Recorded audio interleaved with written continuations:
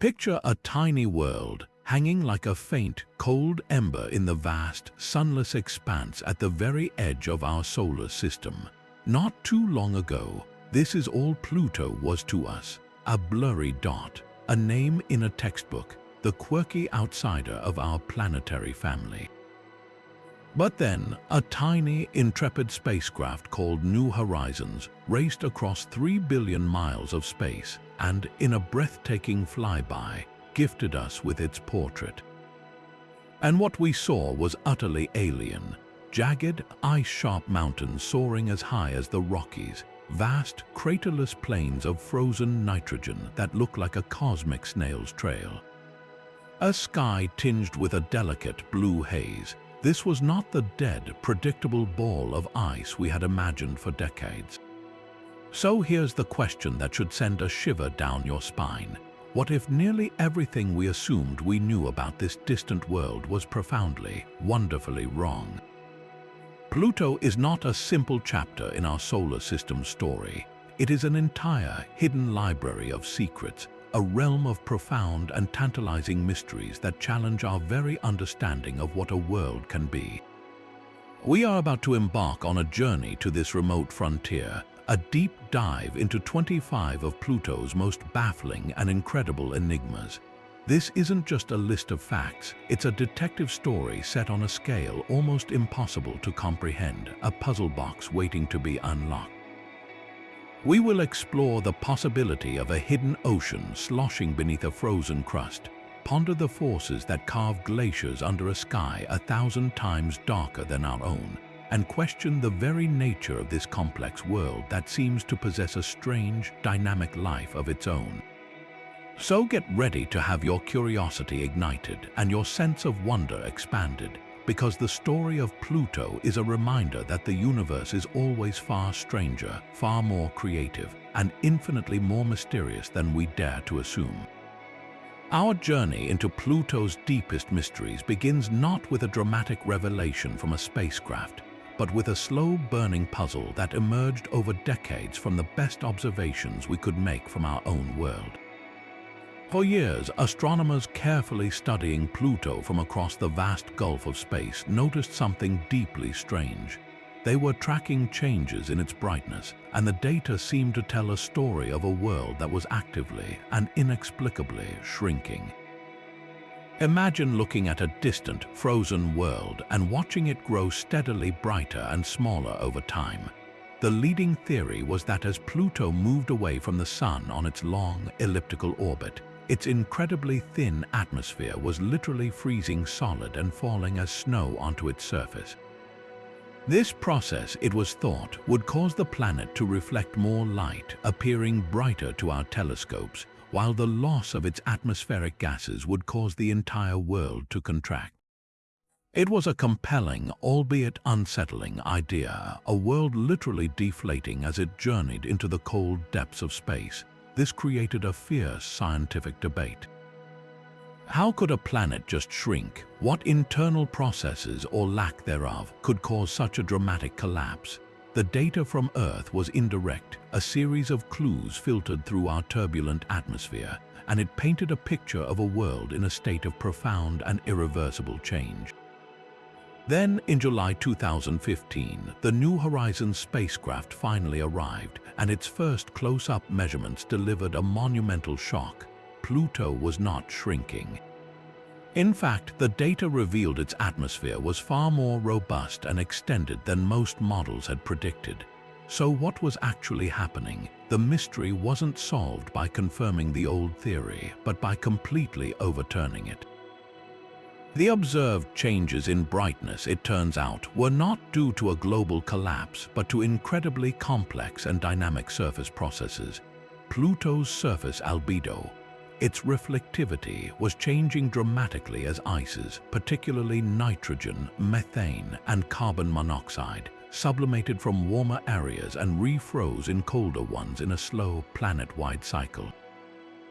New Horizons saw vast, bright plains of nitrogen ice, like the immense heart-shaped feature known as Tombaugh Regio, which were likely resurfacing themselves, becoming brighter over time and dominating the global light curve we observed from Earth.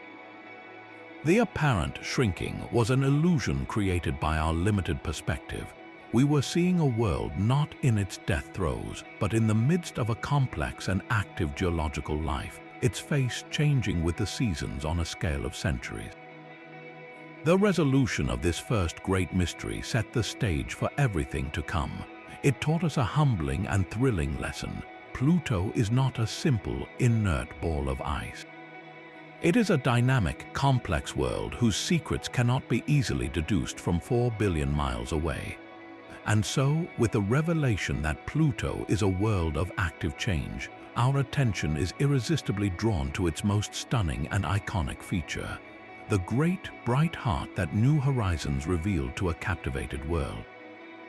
Formerly named Tombaugh Regio after Pluto's discoverer, this vast, heart-shaped basin is not just a symbol of affection from the cosmos. It is the engine of Pluto's strangeness, a geological conundrum that lies at the center of many of the dwarf planet's greatest mysteries.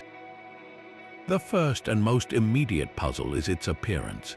A significant portion of this heart, a western lobe called Sputnik Planitia, is an immense plain of frozen nitrogen, carbon monoxide, and methane that is almost perfectly, unnervingly smooth. It is so utterly devoid of the craters that pockmark the surrounding ancient terrain that planetary geologists were left stunned. In our solar system, a surface's age is often measured by its crater count. More impacts over time mean an older, more static landscape. For Sputnik Planitia to have so few craters means it must be geologically young, perhaps only a few 100 million years old, a mere blink in cosmic time. This presents a fundamental question. What powerful and ongoing process is constantly erasing the scars of impacts, effectively resurfacing this vast area and keeping it looking brand new? Scientists have proposed several compelling, and in some cases revolutionary, hypotheses to explain this perpetual youth. The leading idea involves a process called convective overturn. Picture a pot of thick soup slowly boiling on a stove. The heat from the bottom causes the hotter, less dense material to rise in blobs, while the cooler, denser material at the top sinks. Now imagine that on Pluto, the soup is a plains-wide slab of solid nitrogen ice, several miles thick. The feeble internal heat left over from Pluto's formation, or perhaps from the slow radioactive decay of rocks in its interior, provides just enough energy to keep this solid ice from being completely inert. Over immense timescales, this solid nitrogen behaves like a viscous fluid, churning and overturning. Large, polygonal cells visible on the plane's surface are believed to be the tops of these slow-moving convection currents. As older, colder sections of the ice sink, they drag any surface craters down with them, while bringing fresh, warm, and pristine ice from below up to the surface, effectively giving the plane a continuous facelift and erasing any evidence of asteroid impact. But convection isn't the only candidate. Another dramatic possibility is cryovolcanism ice volcanoes. Instead of spewing molten rock, a cryovolcano would erupt with a slurry of water ice, ammonia, methane, or other volatile substances. There is tantalizing evidence for this on Pluto, including a massive feature called Wright Mons, which bears a striking resemblance to a shield volcano. It's conceivable that some form of cryovolcanic resurfacing, perhaps oozing flows of liquid nitrogen or other ices from beneath the crust, could have paved over Sputnik Planitia, creating its incredibly smooth plains. Then there is the impact hypothesis. The heart's shape itself suggests it could be the remnant of a cataclysmic event, a colossal impact with another large object early in the solar system's history. Such an impact could have blasted away Pluto's old crust, excavating a deep basin. Over time, this basin would have acted as a colossal cold trap, causing atmospheric gases like nitrogen to freeze out and accumulate, gradually filling the depression with a deep reservoir of bright, fresh ice. Each of these theories has its merits and its complications, and the truth may involve a combination of all of them, a complex interplay of internal heat, surface chemistry, and celestial violence. The influence of this mysterious heart, however, extends far beyond its own borders. It literally has a grip on the entire world. Pluto and its largest moon, Charon, are tidally locked, meaning they always show the same face to each other as they orbit. Intriguingly, Sputnik Planitia sits almost exactly on the tidal axis connecting the two bodies.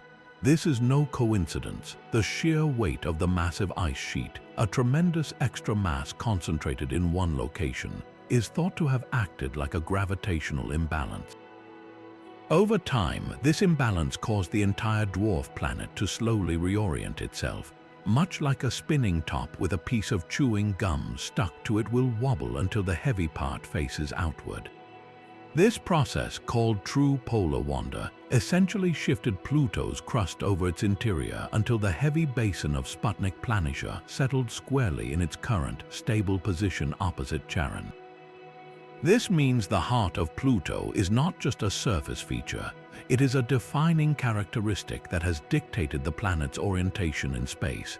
Furthermore, the bright, reflective ice of Tombaugh Regio plays a critical role in Pluto's climate. Because it is so white, it reflects a significant amount of what little sunlight reaches it back into space, creating a local cooling effect. This, in turn, encourages even more of Pluto's thin atmosphere to freeze onto its surface, creating a powerful feedback loop that may drive the complex and unexpected weather patterns observed in its hazy skies. So this beautiful heart-shaped mark is far more than a pretty picture. It is a dynamic, powerful, and still largely unexplained force that shapes the very nature of this distant, enigmatic world. If the heart of Pluto represents a strange and youthful smoothness, then our next mystery takes us to a landscape that feels like its polar opposite, a place of ancient, jagged, and almost sinister beauty. As New Horizons continued its flyby, it revealed a region on the night side of the dwarf planet, informally named Tartarus Dorsa, that left scientists utterly speechless. Stretching for hundreds of miles, this area is dominated by a phenomenon never before seen in such dramatic scale: the bladed terrain. Imagine a vast alien forest, but instead of trees, you see colossal, razor-sharp ridges of methane ice, some soaring as high as skyscrapers, piercing a sky 1,000 times darker than our own. These are not simple hills or dunes. They are intricate, closely spaced blades, often aligned in the same direction, creating a pattern that from above looks like the scaly skin of a dragon or a field of gigantic, petrified knives. The sheer scale and uniformity of this landscape is breathtaking, and its existence points to a set of environmental conditions and geological processes that are, for now, unique to Pluto. Forming these gigantic ice blades requires a very specific and delicate dance of chemistry and climate. The primary material is methane ice, which behaves very differently from the water ice we're familiar with on Earth. At Pluto's incredibly cold temperatures, which can dip to around -390 degrees Fahrenheit, methane ice is as hard as rock. However, it can still transition directly from a solid into a gas, a process called sublimation, without ever becoming a liquid. This is the key to understanding the blades. The leading theory suggests that over millions of years, Pluto's thin atmosphere undergoes long-term climate cycles. During warmer epochs in its multi-century orbit, methane from the atmosphere freezes directly onto the surface, building up thick deposits, almost like a layer of frost covering a landscape. Then, as conditions shift and Pluto moves into a slightly different part of its orbit or experiences changes in its axial tilt, the process reverses. The Sun's feeble energy, even at that great distance, causes the methane ice to sublimate away, but it doesn't do so evenly. The sublimation is enhanced on slopes facing the Sun, carving out the valleys between the ridges and leaving the sharper, shadow-protected crests behind. This is a form of erosion, but it's an incredibly slow and selective one, essentially sculpting the landscape by removing material from certain areas while preserving others, gradually sharpening the ridges over eons into the dramatic blades we see today. Yet, this simple explanation of sublimation-driven erosion is complicated by several other factors that make Tartarus dorsa so challenging to model. For instance, why do these blades only form in this specific region? The answer likely involves a precise combination of altitude, temperature, and the availability of methane. This area might act as a cold trap, a high-altitude zone where methane preferentially condenses out of the atmosphere, ensuring a ready supply of material for the long-term sculpting process. Another puzzle is their incredible height. Some of these ridges reach up to 500 meters high, which is far taller than similar, though much smaller, penitent snow formations found in the high Andes of Earth. This suggests that the processes on Pluto are not only more extreme, but have been operating uninterrupted for a vastly longer time, perhaps tens of millions of years, in an environment with minimal geologic activity to disrupt them. Furthermore, the precise alignment of the blades is a critical clue. They all seem to point in roughly the same direction, which scientists believe is tied to the path of the Sun across Pluto's sky. This alignment maximizes the solar heating on the slopes, driving the differential sublimation that gives the blades their orientation. Creating a computer model that can accurately simulate the formation of these features over such immense timescales, while accounting for Pluto's complex and varying climate, its different types of ice, and its extremely low gravity, is a monumental task for planetary scientists. Tartarus dorsa stands as a stunning testament to the fact that even a world of ice at the frozen edge of our solar system can produce geological wonders of terrifying and beautiful complexity that push the limits of our understanding. But the strange geology of Pluto's vast icy plains doesn't end with slow-churning convection or razor-sharp ridges. As New Horizons cameras scanned across the remarkably flat expanse of Sputnik Planitia, scientists spotted something that seemed to defy simple logic: a scattered collection of isolated hills, some as wide as several kilometers across, sitting in clusters and chains across the nitrogen ice. These weren't mountains rooted to a bedrock below. They appeared to be adrift like a fleet of icebergs caught in a frozen sea. And in a very real sense, that's exactly what they are. These features, now famously known as Pluto's floating hills, provide some of the most direct and fascinating evidence for the dynamic and alien nature of this landscape. The principle behind their buoyancy is a classic one, familiar to anyone who has ever put an ice cube in a glass of water. The hills are composed primarily of water ice, which is significantly less dense than the solid nitrogen that makes up the bulk of the Sputnik Planitia plains.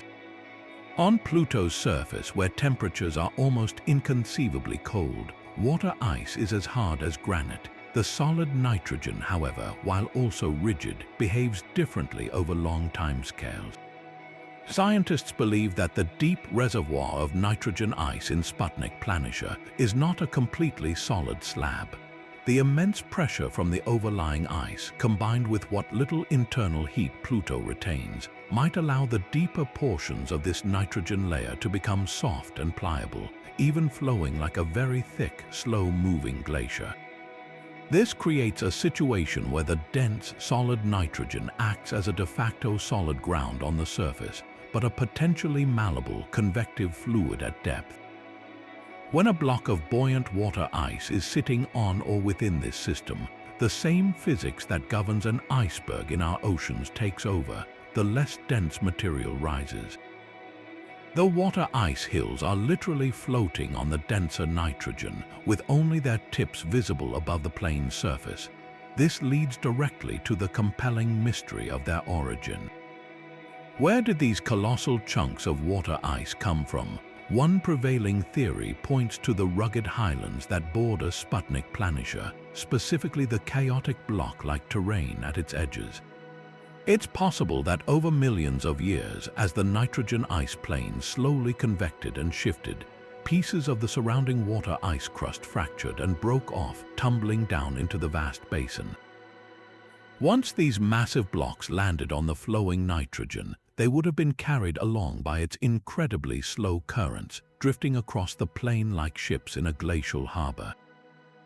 The clusters and chains we see today might be tracing the paths of these subsurface convection currents, gathering at the edges of the large polygonal cells visible on the surface or where multiple flows converge. Another, more dramatic possibility is that they were emplaced by cryovolcanic activity, blasted out as large fragments during an eruption, and then left to sink into or float on the nitrogen ice. Regardless of their specific point of origin, their presence tells us that the boundary between Sputnik Planitia and the older, harder water ice crust of Pluto is an active one, with material constantly being exchanged between the two.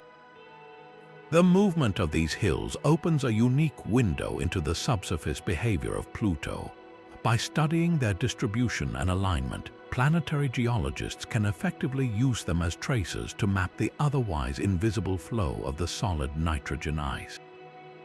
The fact that they are moving at all indicates that the ice in Sputnik Planitia is not static. It is a geologically active medium.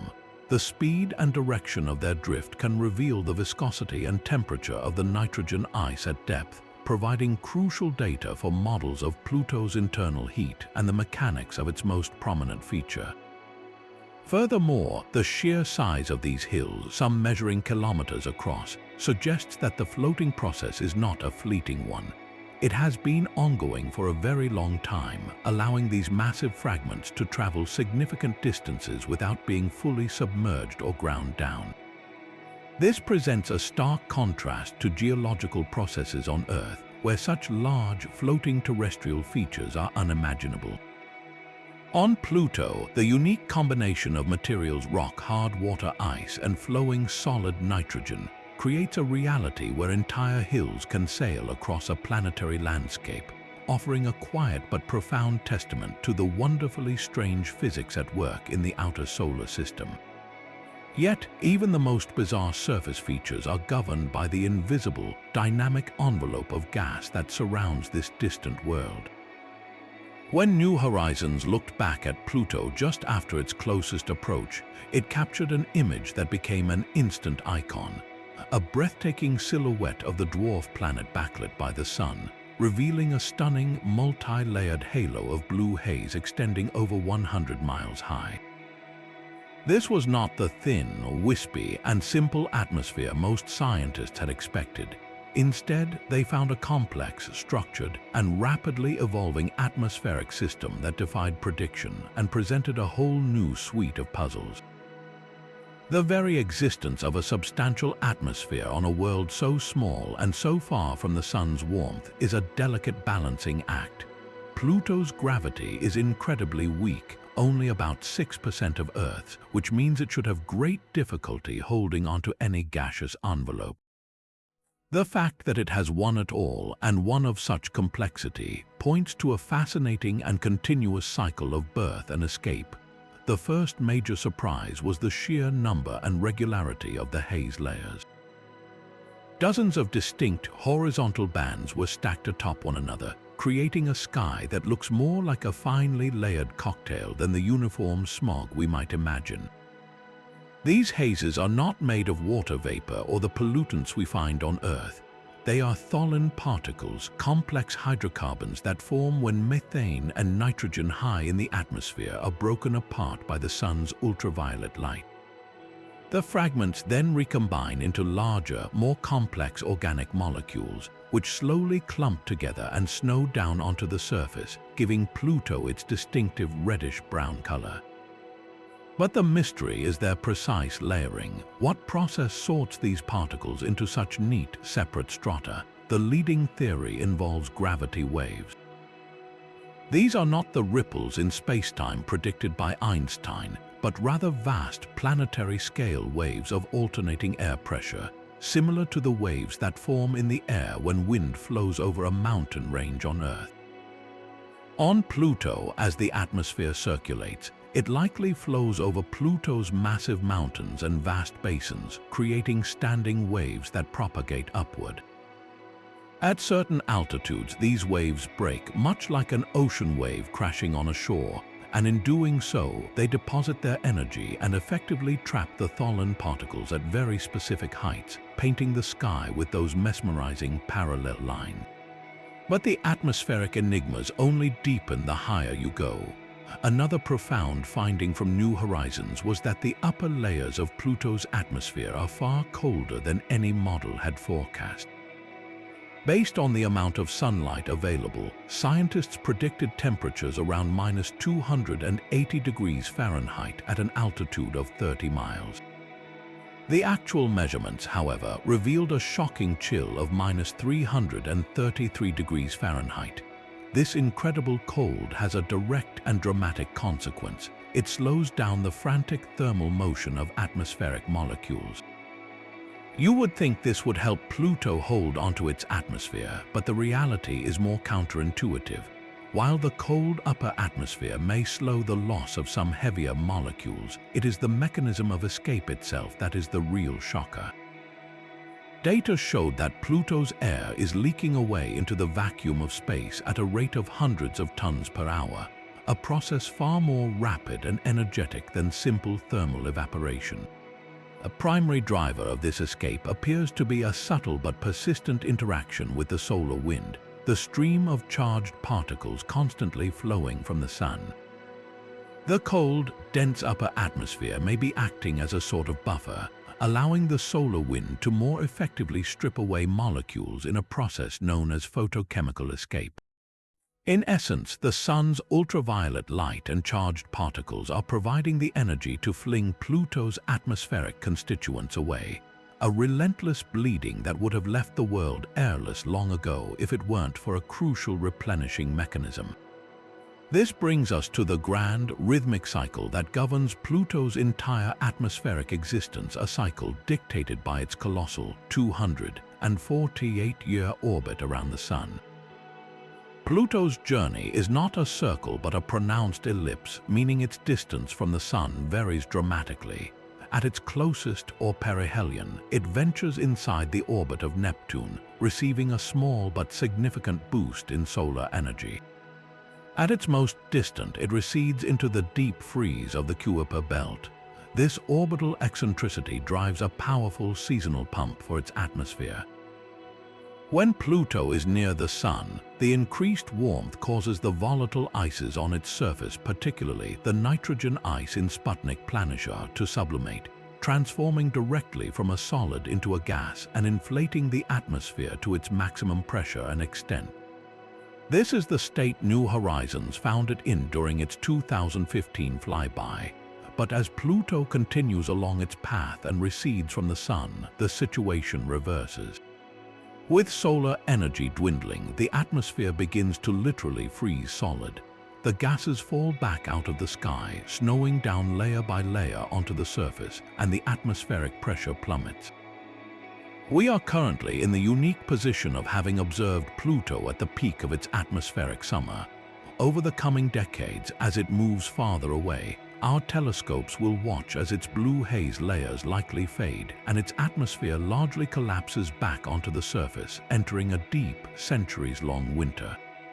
This cyclical process of atmospheric creation and destruction, of inflation and collapse, is a planetary scale breath happening over a time frame longer than the United States has been a nation.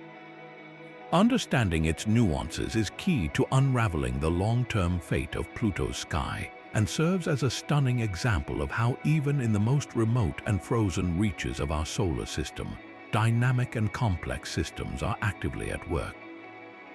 Now, let's turn our gaze from the bright, icy heart of Pluto to a region of dramatically different character, a vast, dark stain sprawled across the dwarf planet's equator, a place bearing the ominous and ancient name Cthulhu Macula. This is one of the largest dark features on Pluto, a sprawling, complex terrain roughly the size of the entire country of Mexico. What makes Cthulhu Macula so visually striking and mysterious is its deep, reddish-brown coloration, a stark contrast to the brilliant white of Tombaugh Regio and the pale, icy highlands that surround it. This isn't simply a dirty patch of ground. It is a colossal cosmic canvas painted by the most fundamental forces of chemistry and radiation, and its concentrated presence at the poles presents a fascinating puzzle about Pluto's long-term climate and atmospheric behavior. The secret to this distinctive red hue lies in the complex chemistry happening high above Pluto's surface in its hazy atmospheric layers. We briefly mentioned tholins earlier when discussing the blue haze, but here they are the undeniable stars of the show. Tholins are not a single compound, but a vast family of large, complex organic molecules. They are not formed by biology, but through the relentless action of solar radiation. Here's how it works. The sun's ultraviolet light, even from 4 billion miles away, carries enough energy to break apart the simple molecules in Pluto's thin atmosphere, primarily methane and nitrogen. These broken fragments, now highly reactive radicals, don't stay separate for long. They randomly collide and recombine in the upper atmosphere, sticking together to form ever larger and more complex carbon-based chains. This process, a sort of abiotic synthesis, creates a tarry, reddish gunk that slowly drifts down from the sky like a fine, cosmic snow, coating everything it lands on. This is what gives Kuiper macula its distinctive rust-colored coat. It is essentially being rained upon by a continuous, slow-motion shower of complex organic materials, the building blocks of life accumulated over countless millions of years. But this leads directly to the central mystery of this region. Why is this dark, red material so heavily concentrated here, particularly at the poles, rather than being spread evenly across the entire globe? If tholin snow is falling everywhere, why does Pluto have a bright, white heart and these specific, dark caps? The answer appears to lie in a delicate and dynamic interplay between Pluto's surface ices and its incredibly long, dramatic seasons.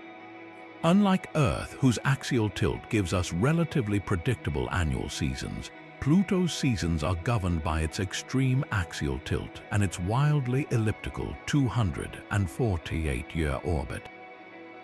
This creates epochs lasting for decades where one pole is in constant sunlight while the other is in perpetual darkness. During these long polar summers, the temperature, while still brutally cold, becomes just warm enough to cause the most volatile ices on the surface, namely methane, to sublimate. Think of Kuiper macula as having a foundational layer of ancient hard water ice, which is then covered by a more recent veneer of this dark tholin snow. During the polar summer, the thin layer of methane frost that might have covered these tholins evaporates away, exposing the dark, red layer beneath. Because this dark material absorbs sunlight much more efficiently than the bright ice, it heats up, further preventing any new, bright frosts from forming and locking in the dark appearance for the entire long season. This process is reinforced by Pluto's global atmospheric circulation patterns.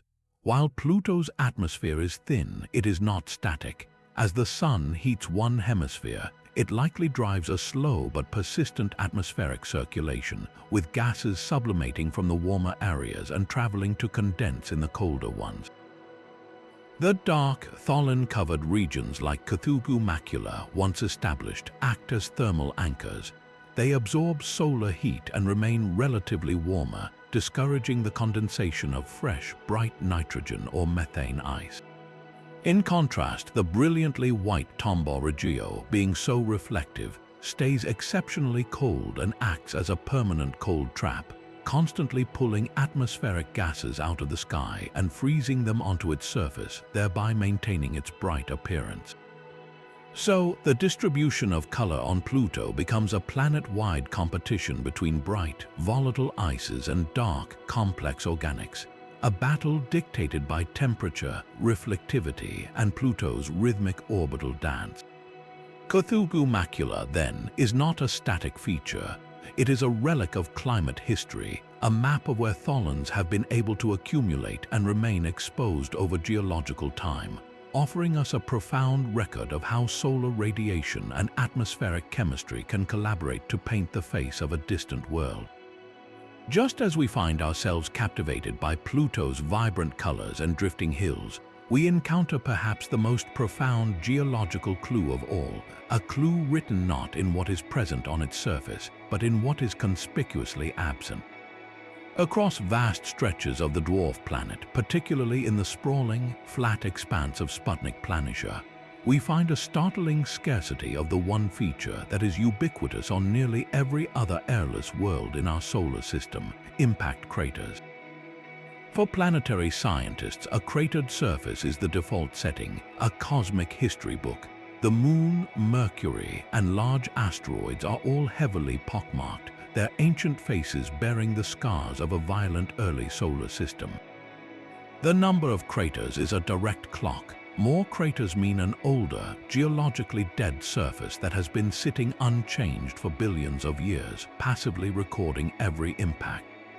So when New Horizons revealed that enormous regions of Pluto are almost eerily smooth, with crater counts suggesting a surface age of only a few 100 million years at most, it sent a shockwave through the scientific community. This isn't just a little bit younger than expected. This is a staggering difference. It means that the surface we are looking at formed after the age of dinosaurs began on Earth. The inescapable conclusion is that Pluto is not a frozen relic. It is a geologically active world, possessing some powerful, ongoing process that is continuously erasing its past and resurfacing itself. The great mystery then becomes a question of energy. What force on a small, icy world so far from the Sun could possibly provide the power to remodel its face so dramatically and so recently? The first and most fundamental candidate is the heat left over from Pluto's own violent birth over 4.5 billion years ago. When planets form, the energy from countless colliding planetesimals is trapped as heat deep within their interiors. For a large world like Earth, this primordial heat, supplemented by the ongoing decay of radioactive elements like uranium and potassium, continues to drive plate tectonics and volcanism to this day. The question has always been whether a small body like Pluto, with its much larger surface area to volume ratio, could have retained enough of that internal warmth to remain active. The evidence from its smooth plains suggests the answer is a definitive yes.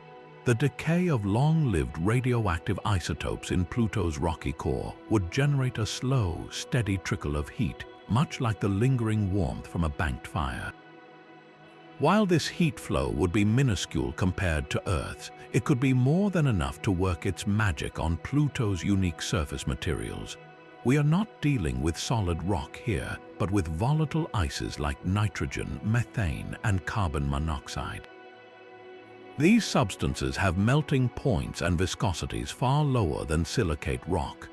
The feeble internal heat from radioactive decay, even just a few degrees above the ambient temperature of deep space, could be sufficient to make a miles-thick layer of solid nitrogen ice slowly churn and convect, as we discussed with Sputnik Planitia. This constant, sluggish overturning would act like a planetary scale Zamboni, smoothing out any new craters as quickly as they form and effectively resetting the geological clock for that entire region. Yet, some scientists wonder if internal heat from radioactivity alone is sufficient to explain the full scope of Pluto's youthfulness. This has led to the exploration of a second, more dynamic energy source: tidal heating generated by Pluto's complex gravitational dance with its largest moon, Charon. We often think of tidal heating in the context of moons like Jupiter's Io or Europa, where the gravitational pull of a massive planet flexes and stretches the moon's interior, generating tremendous internal friction and heat. Pluto and Charon, however, present a different kind of system. They are a binary pair tidally locked in a tight embrace, both always showing the same face to the other. For a long time, it was assumed this locked state was stable and geologically quiet, with no ongoing tidal flexing.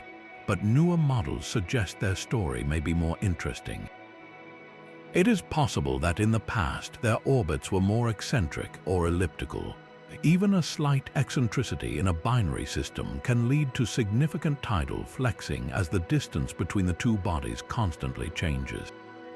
This rhythmic gravitational squeezing would have pumped energy into Pluto's interior, warming it up considerably, while their orbits have likely circularized over billions of years, shutting off this primary heating mechanism. The memory of that warmth could still be lingering. The thermal inertia of a planetary body is immense. Heat from intense tidal interactions in the past could take billions of years to fully dissipate. So, the geological activity we see today might be the final glowing ember of a much hotter past, a past where the gravitational tug of war with Charon provided the extra energy needed to kickstart and sustain Pluto's internal engine. Beyond these broader thermal forces, we must also consider the exotic behavior of the ices themselves as a form of geological energy. On Pluto, chemistry and phase changes can do the work that normally requires brute force heat. The slow, seasonal migration of volatile ices across the globe is not a passive process. It is a powerful resurfacing agent in its own right. Consider the nitrogen ice in Sputnik Planitia. As we've learned, this isn't a static sheet. It's likely flowing, a glacier on a planetary scale. The process of convection, driven by even tiny temperature differences, constantly turns the ice over, burying old features and exposing new, pristine surfaces. This is a form of geological activity powered by the physical properties of the material and the faint input of solar energy rather than by deep internal heat. Furthermore, the deposition of new ice can actively resurface a landscape. When atmospheric gases freeze out onto the surface, they don't just form a thin frost. They can accumulate into thick, flowing layers that slowly fill in topographical lows, effectively paving over ancient, cratered terrain with a bright, smooth new coat. This process, combined with the possibility of cryovolcanism oozing slurries of water ice and ammonia which acts as a potent antifreeze from the interior, creates a versatile toolkit for planetary renewal. The energy for all this can be a subtle blend, a whisper of internal heat to soften the ice and initiate flow, a hint of past tidal energy to keep the interior malleable, and the steady, rhythmic pulse of seasonal sunlight driving the global redistribution of ices. Together, these forces collaborate to create a world that is continuously reinventing itself, a small, distant sphere that defiantly refuses to be just another static entry in the catalogue of frozen fossils. But to truly appreciate the scale of Pluto's hidden power, we must now journey to its southern hemisphere, where two of the most enigmatic and colossal structures in the entire solar system rise from the frozen landscape. They are called Right Mons and Pickard Mons, and they are the strongest candidates we have for active cryovolcanoes, ice volcanoes beyond the orbit of Neptune. Imagine a mountain as vast as any of the great shield volcanoes on Mars, but with a bizarre, gaping hole at its summit. Right Mons, for instance, stands nearly 3 miles high and stretches over 90 miles wide. Its most defining feature is a central depression, a colossal crater over 35 miles across that plunges deep into its heart. Next to it, the partially imaged Pickard Mons appears to be even larger. These are not your typical sharp-peaked mountains built by tectonic collisions. Their gentle, sloping flanks and massive central calderas bear an uncanny and telling resemblance to volcanoes like Hawaii's Mauna Loa. But instead of erupting with scorching, molten rock, these giants are thought to have once, or perhaps periodically, spewed a very different kind of lava. A thick, slushy mixture of water ice, ammonia, methane, or other antifreeze compounds, a frigid slurry that oozed across the landscape in a process we call cryovolcanism. The evidence for their volcanic origin is written across their unique geology. The first major clue is their sheer size and shape. The broad, domed profile of Right Mons is exactly what you would expect from a volcano that has erupted multiple times, with each successive flow piling up layer upon layer to build a massive, gently sloping edifice. The second, and perhaps most compelling, piece of evidence is the profound absence of impact craters on their surfaces. Just like the smooth plains of Sputnik Planitia, The flanks of these mountains show very few signs of bombardment, indicating that they are geologically young features. Their surfaces were laid down or resurfaced so recently in Pluto's history that there hasn't been enough time for a significant number of asteroids to leave their mark. This points directly to an internal, energetic process that was active in the relatively recent past and perhaps could even be ongoing today in a more dormant state. Furthermore, the terrain surrounding Right Mons is chaotic and hummocky, a jumbled landscape that looks like it was formed by vast, viscous flows spreading out and cooling, rather than by the steady accumulation of material from above. When you combine the mountain's shape, its youthful surface, and the unique texture of the area, the volcanic explanation becomes the most powerful and coherent story. The existence of such massive cryovolcanoes, however, forces us to confront one of the most profound and exciting implications in all of planetary science: the possibility of a substantial subsurface ocean of liquid water on Pluto. Think about what it takes to build a mountain like Right Mons. You need a vast reservoir of eruptible material deep within the world. For a cryovolcano to work, that material cannot be solid, rigid ice. It has to be a mobile, liquid or semi-liquid slurry that can be forced upward through fractures in the crust. The most straightforward source for such enormous volumes of liquid is a global ocean sandwiched between Pluto's icy outer shell and its rocky core. The driving force for the eruption could be the slow freezing of this very ocean. As liquid water turns to ice, it expands. This expansion in a confined space creates immense pressure, potentially forcing the remaining, still liquid water, mixed with ammonia or other antifreezes, up through weaknesses in the overlying ice shell and out onto the surface, where it would instantly freeze into the mountainous forms we see today. The presence of what appears to be ammonia hydrate ice in some regions of Pluto, detected by New Horizons spectral instruments, adds crucial weight to this theory, as ammonia drastically lowers the freezing point of water, making a long-lived subsurface ocean far more plausible. Sustaining this kind of geological vitality on a small, cold world like Pluto is the central challenge that makes these features so revolutionary. The conventional wisdom has always been that small bodies lose their internal heat quickly and become geologically dead. For Pluto to have produced cryovolcanoes that may have been active within the last 100 million years, it must possess a remarkable and efficient heat preservation system. Radioactive decay in its rocky core provides a steady, low-level trickle of warmth, but is it enough to maintain a liquid ocean for billions of years? Scientists are exploring several fascinating possibilities. One is that Pluto's icy shell acts as a superb insulating blanket, trapping the feeble internal heat with incredible efficiency and preventing it from escaping into space. Another, more dynamic theory involves the freezing process itself. As we mentioned, when water freezes, it expands, but on a planetary scale, this freezing doesn't just create pressure, it also releases latent heat. The same thermal energy that is released when water turns to ice on a pond, just on an unimaginably vast scale. This release of latent heat from a slowly freezing global ocean could provide a significant and long-lasting supplementary heat source, helping to keep the interior liquid and active for eons. Furthermore, the unique properties of the erupting slurries play a role.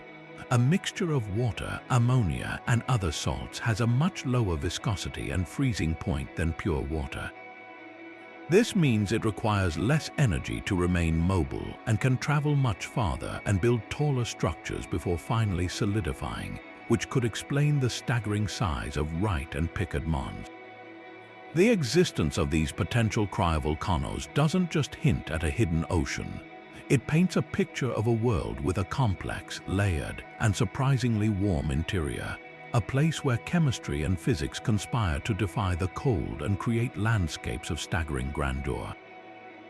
This profound gravitational embrace between Pluto and its largest moon, Charon, presents a mystery that goes far beyond a simple celestial dance. It represents one of the most perfectly synchronized relationships we have ever found in our solar system. Most people are familiar with our own moon, which is tidally locked to Earth, meaning we only ever see one side of it. But Pluto and Charon take this a step further into what is known as a mutual tidal lock. Both worlds are locked in a gravitational stalemate, forever staring into each other across a mere 12,000-mile gulf. From the surface of Pluto, Charon would hang motionless in the sky, a giant, mottled orb that neither rises nor sets, its phase changing as it orbits, but its position fixed for eternity. Conversely, from Charon, Pluto would loom as an enormous, beautiful marble dominating the heavens. This perfect one-to-one spin-orbit resonance, where Charon's orbital period and Pluto's rotation period are exactly the same, is the end result of a slow, billion-year-long gravitational tug-of-war. The mystery lies in the intricate details of how this system achieved such a pristine balance and what the lasting consequences have been for the geology and internal warmth of this distant, dynamic world. The path to this perfect lock began with a violent birth. The prevailing theory for Charon's origin is that a massive object, perhaps as large as Mars, slammed into a young proto-Pluto in the chaotic early days of the solar system. This colossal impact would have blasted vast amounts of material into orbit around Pluto, material that eventually coalesced to form not only Charon but the smaller moons like Styx, Nix, Kerberos, and Hydra as well. In the aftermath of this cosmic collision, the system was a swirling, chaotic mess. The newly formed Charon was likely much closer to Pluto and orbiting faster, while Pluto itself was spinning more rapidly. But gravity is a patient and persistent force. The gravitational pull of Charon created a tidal bulge on Pluto, and because Pluto was spinning faster than Charon was orbiting, this bulge was constantly being dragged ahead. This dragging effect acts as a brake, steadily slowing down Pluto's rotation over immense timescales. At the same time, Pluto's gravity was exerting its own tidal force on Charon, working to circularize its orbit and synchronize its spin. This exchange of energy continued for billions of years until all the momentum was evenly distributed, resulting in the perfectly balanced, double-locked system we observe today. The lingering effects of this long gravitational dance are written across the very fabric of Pluto, and one of the most dramatic is the phenomenon of true polar wander. We touched on this earlier with Sputnik Planitia, but it's a concept so crucial it deserves a deeper look. True polar wander is not the climate change-related shifting of Earth's magnetic poles. It is the physical reorientation of a planet's entire outer crust relative to its spin axis. Think of it like this: if you had a small, hard-boiled egg and you stuck a heavy piece of blue tack to its shell, then set it spinning, the egg would naturally wobble until the heavy part settled at the equator, the most stable point for a spinning object. Now imagine Pluto as that egg. The massive weight of the nitrogen ice filling the Sputnik Planitia basin, a colossal extra mass concentrated in one location, acted just like that piece of blue tack. Over millions of years, the gravitational tug from Charon, combined with the centrifugal forces of Pluto's rotation, caused the entire dwarf planet's icy crust to slowly slip and shift over its deeper interior. This global reorientation did not change Pluto's tilt in space, but it physically moved the geographic location of its poles and equator, sliding Sputnik Planitia into the position it holds today, almost perfectly on the tidal axis facing Charon. This process reveals that Pluto's outer shell is not frozen solid to its core. It must be decoupled, capable of moving as a single unit, implying a lubricating layer beneath, perhaps a global subsurface ocean that allowed the entire crust to pivot so dramatically. But perhaps the most tantalizing long-term effect of this resonance is the possibility that it injected a vital source of heat into Pluto's interior, a heat that may still be contributing to its surprising geological activity. We often think of tidal heating as a phenomenon reserved for moons like Io, which is relentlessly flexed and heated by Jupiter's immense gravity. In a perfectly circular, mutually locked orbit like the one Pluto and Charon have now, this kind of intense, ongoing tidal heating would have ceased. The friction comes from the constant changing of the tidal bulge as the distance between the two bodies varies, and in a circular orbit, that distance is constant. However, the key lies in the past. Many planetary scientists believe that Charon's orbit may not have always been so perfectly circular. It likely started as an ellipse and only gradually circularized over billions of years. During that long epoch of orbital evolution, when Charon's distance from Pluto was constantly changing, the gravitational squeezing would have been significant and continuous.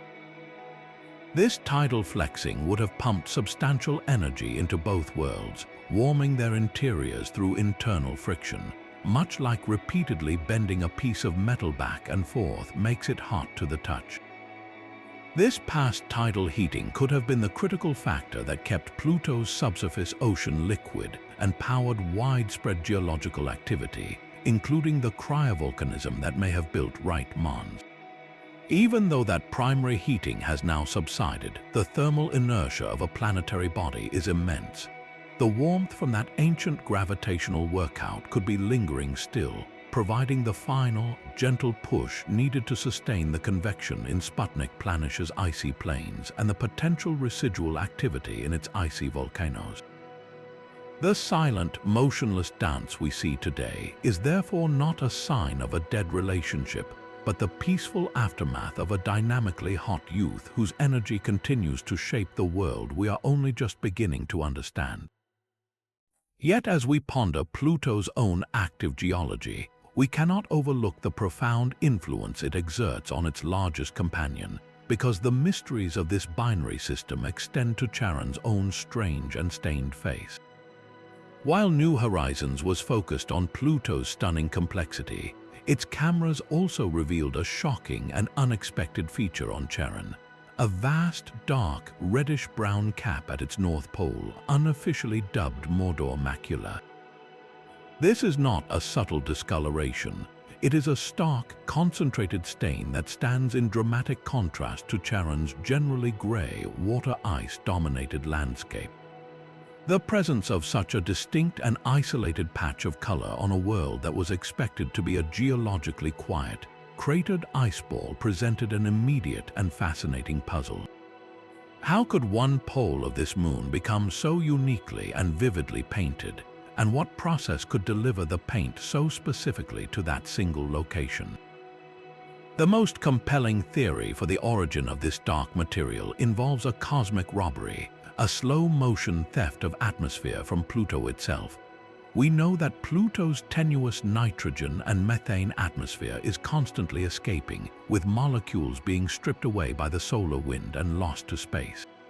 But in the unique gravitational dance of the Pluto-Charon system, not all of that escaping material simply vanishes into the void. Charon, orbiting so close to Pluto, acts as a gravitational net, catching some of these fugitive atoms. Think of it as a form of planetary pollution, where Pluto's atmospheric exhaust is drifting across the 12,000-mile gap and settling onto its neighbor. However, the journey is not a simple, direct flight. The physics of this transfer are incredibly subtle. The escaping molecules from Pluto are likely caught by the solar wind and swept along, but when they encounter Charon, its gravity can pull them in. Yet, this doesn't explain why the material ends up almost exclusively at the pole. The answer to that lies in Charon's own extreme environment and its long, punishing seasons. Charon, like Pluto, has a very long orbital period and a pronounced axial tilt, leading to seasons that each last for decades. For long periods, one of Charon's poles is in continuous darkness, a deep, cryogenic winter that lasts for over 120 years. During this polar winter, the temperatures at the pole plummet to almost unthinkable lows, becoming the coldest place on an already frigid world. This extreme cold turns the pole into an ultra-efficient cold trap. Any volatile gas that drifts into this region, Whether it's methane from Pluto or even a wisp of Charon's own transient atmosphere, doesn't just condense, it freezes solid instantly onto the surface, effectively locking it in place for the duration of the long polar night. So, the material from Pluto's atmosphere isn't randomly splattered across Charon. It is systematically and seasonally collected at the winter pole, much like frost collects on the coldest part of a window pane. But the simple freezing of methane is only the first act in this cosmic drama. The raw methane ice itself is not dark red, it is relatively clear or white. The transformation into the deep, rusty hue of Mordor macula requires a chemical catalyst, and that catalyst is the relentless radiation from deep space. Charon has no significant atmosphere to shield its surface from the full bombardment of galactic cosmic rays and ultraviolet radiation from the Sun. Over millions of years, this radiation has been tirelessly processing the thin layers of frozen methane and other hydrocarbons that have accumulated at the pole. The high-energy radiation breaks apart the simple methane molecules, and the fragments slowly re-link to form ever more complex, carbon-rich macromolecules called tholins, the same class of reddish, complex organics that color Pluto's Cthulhu macula. This process, known as radiolysis, essentially cooks the frozen gases, turning them from volatile ices into a persistent, tar-like residue that is incredibly resistant to further change. The red color develops over time, just as food browns when exposed to heat, creating the permanent stain we see today. Yet, despite this elegant-sounding theory, significant gaps remain in our understanding of this inter-world transfer process. One major puzzle is the efficiency of the capture. Pluto's atmospheric escape, while measurable, is still a diffuse process, and the amount of material that could realistically make the journey to Charon and be deposited at its pole seems, at first calculation, almost too small to create such an intense and concentrated stain. This has led scientists to propose that the process might be more complex, perhaps involving a temporary, seasonal atmosphere on Charon itself. It is possible that during its summer, some of the volatile ices at the non-polar latitudes on Charon sublimate, creating an exceedingly thin, temporary atmosphere. This transient gas could then interact with and help transport the incoming material from Pluto, effectively concentrating it further toward the frigid polar trap. Another unresolved question involves the specific chemistry. Are we seeing pure methane tholins, or is nitrogen from Pluto's atmosphere also playing a critical role in the chemical synthesis? The precise ratios of these elements could drastically alter the color and longevity of the deposits. Furthermore, the stark contrast of Mordor macula suggests that this staining process is not currently active or is active at a much lower rate. The prevailing theory is that this was a phenomenon that occurred more intensely in the past when Pluto's atmosphere was potentially thicker and its escape rate was higher, and that the dark cap we see now is a fossilized relic of a more dynamic era in the system's history. The existence of Mordor macula, therefore, is more than just a curious feature on a moon. It is a chemical snapshot, a testament to the dynamic and interconnected nature of this binary world, where the atmosphere of one body can literally reach out across space to paint the face of another. Beyond the captivating binary dance of Pluto and Charon lies a chaotic and glittering entourage, a collection of 4 small moons whose bizarre properties defy simple categorization. Their names, Styx, Nyx, Kerberos, and Hydra, evoke mythical guardians of the underworld, and in a way, that's precisely what they are, circling the distant duo in a realm of profound mystery. If you thought Pluto itself was strange, the behavior of these tiny companions takes peculiarity to an entirely new level. New Horizons revealed that they are not the sedate, slowly spinning lumps of rock and ice we might have expected. Instead, they are tumbling, irregularly shaped worlds, some as reflective as fresh snow, others oddly dark, all locked in a complex gravitational ballet that makes their motions fundamentally unpredictable. Their very existence, their shapes, and their dizzying spins point back to a single, violent origin story that reshaped the entire system. Yet the details of that story are written in a code we are still struggling to decipher. The most immediate clue to their past is their sheer disorder. Unlike the stately, predictable orbits of most moons in our solar system, the rotations of Styx, Nix, Kerberos, and Hydra are chaotic. This doesn't mean their paths around Pluto are random. Their orbits are stable and governed by gravity. The chaos is in their spins. Imagine a poorly thrown American football tumbling end over end in an unpredictable pattern as it flies through the air. Now imagine that on the scale of a moon, and you have a glimpse of the reality for these distant bodies. Nix and Hydra, for instance, have been observed to tumble in a completely irregular fashion. They do not rotate neatly on a fixed axis like Earth or our own moon. Their poles wobble wildly, and their day length, the time it takes to complete one rotation, is not constant. This bizarre behavior is a direct consequence of their irregular shapes and the complex, combined gravitational tugs they experience from both Pluto and the massive Charon.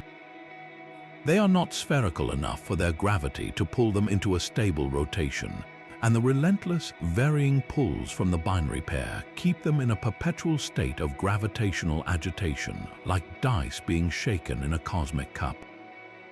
Adding another layer to the enigma is their startling appearance. Before New Horizons, many scientists expected these small, distant objects to be dark, their surfaces darkened by billions of years of radiation, much like many asteroids or the nuclei of comets. The data, however, delivered a stunning surprise. Several of these moons, particularly Nix and Hydra, are incredibly bright, with reflectivity rivaling that of dirty snow. This extraordinary brightness suggests their surfaces are covered in relatively clean water ice, which has been effectively scrubbed and refreshed, preventing the buildup of dark, radiation-processed material. The leading theory is that this brilliant sheen is maintained by frequent miniature impacts.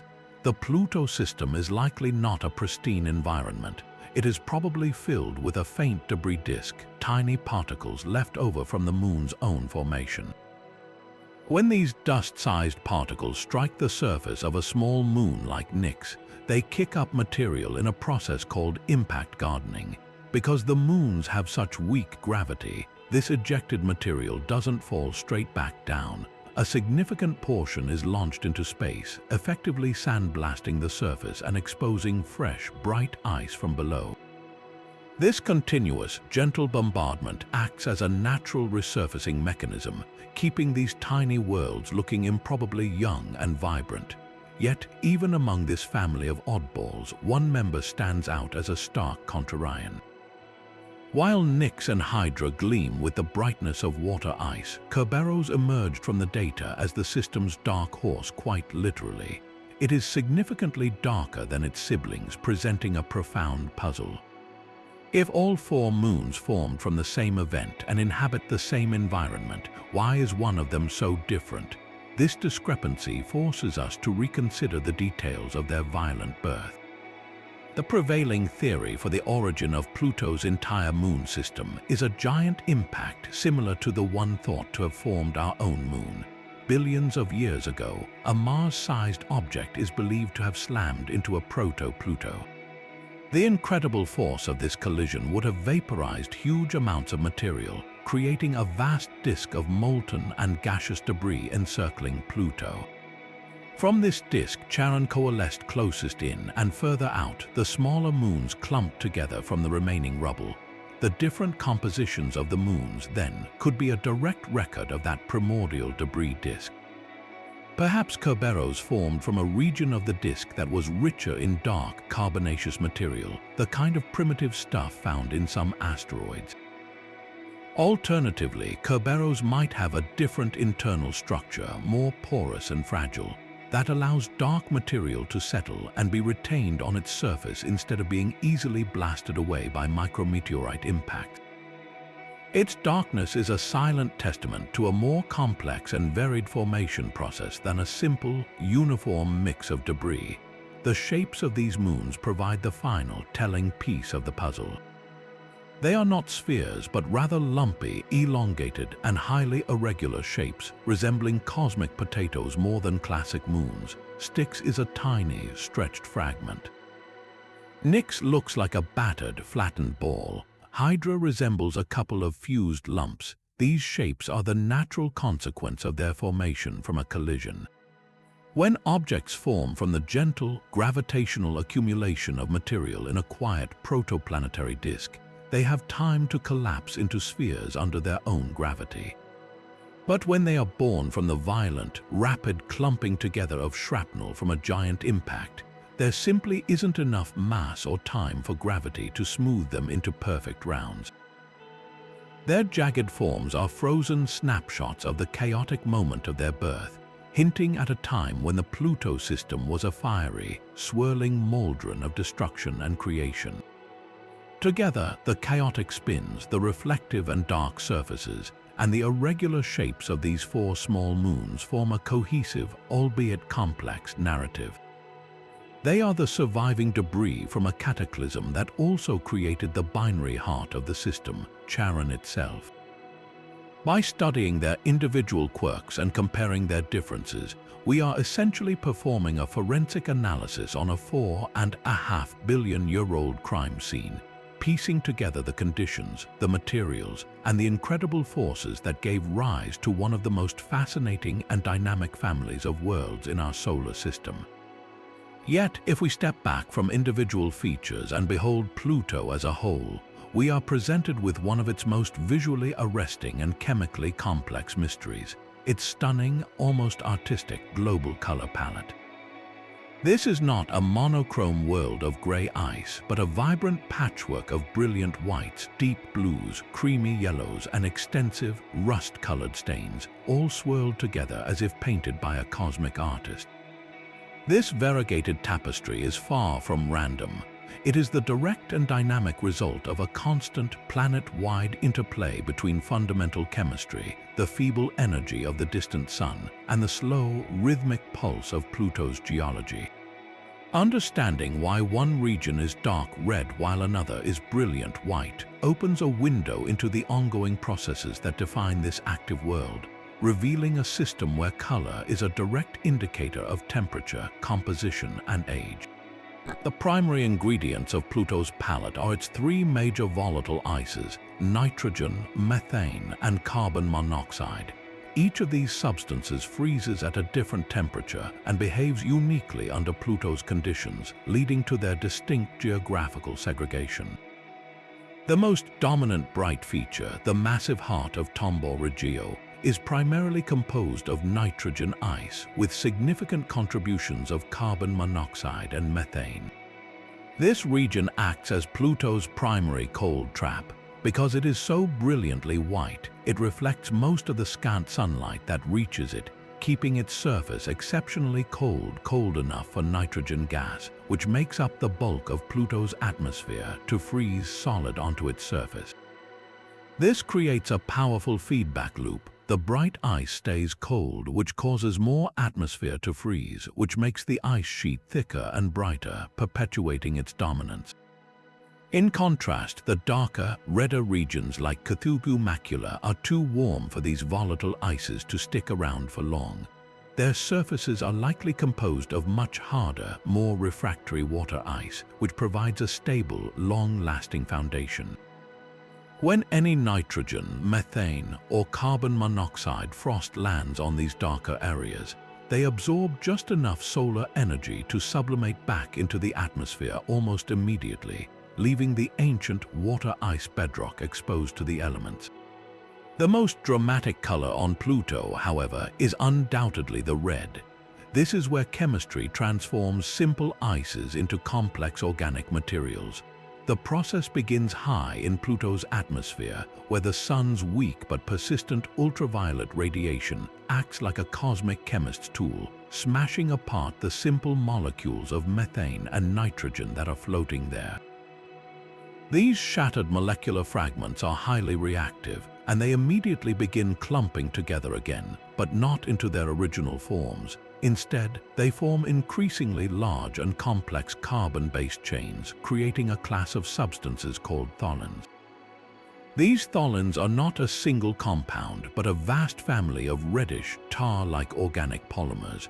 They are the same kind of chemicals thought to color other distant bodies like Saturn's moon Titan and certain Kuiper belt objects. Once formed, these tholin particles are too heavy to remain aloft indefinitely. They slowly drift down from the hazy skies as a continuous, fine, reddish snow, settling on every surface of Pluto. This is the primary paint that gives the dwarf planet its characteristic rusty hues.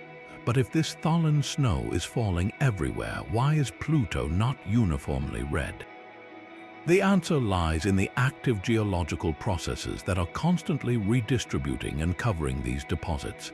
Think of the bright, icy plains of Sputnik Planitia as a massive, self-renewing ice rink. The slow churn of solid nitrogen convection we discussed earlier is constantly bringing fresh, clean ice from the interior up to the surface. This relentless resurfacing effectively buries any falling tholin snow almost as soon as it lands, ensuring the plains remain brilliantly white. This creates a stark planetary competition. The bright, volatile ice fields are constantly being repainted white by geological activity, while the dark, ancient water ice terrains act as permanent canvases, slowly accumulating the red tholin rain over millions of years. The result is the stunning contrast we see today. The colors are not static, they are a snapshot of an ongoing battle between geological renewal and chemical deposition. The distribution of color is therefore a direct map of geological activity and age. The brightest areas are the most active and youngest, while the darkest red areas are the most ancient and stable, having patiently collected their coating of complex organics for eons. And so, we arrive at the foundational mystery from which the entire Pluto system springs, a puzzle that reaches back over 4 billion years to the very chaotic dawn of our solar system. How did this complex family of worlds, Pluto, the giant Charon, and the 4 tumbling small moons even come to be?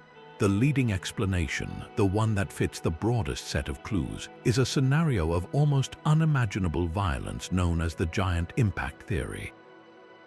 Picture the early Kuiper belt, a vast, swirling disk of icy planetesimals, the leftover building blocks of planet formation.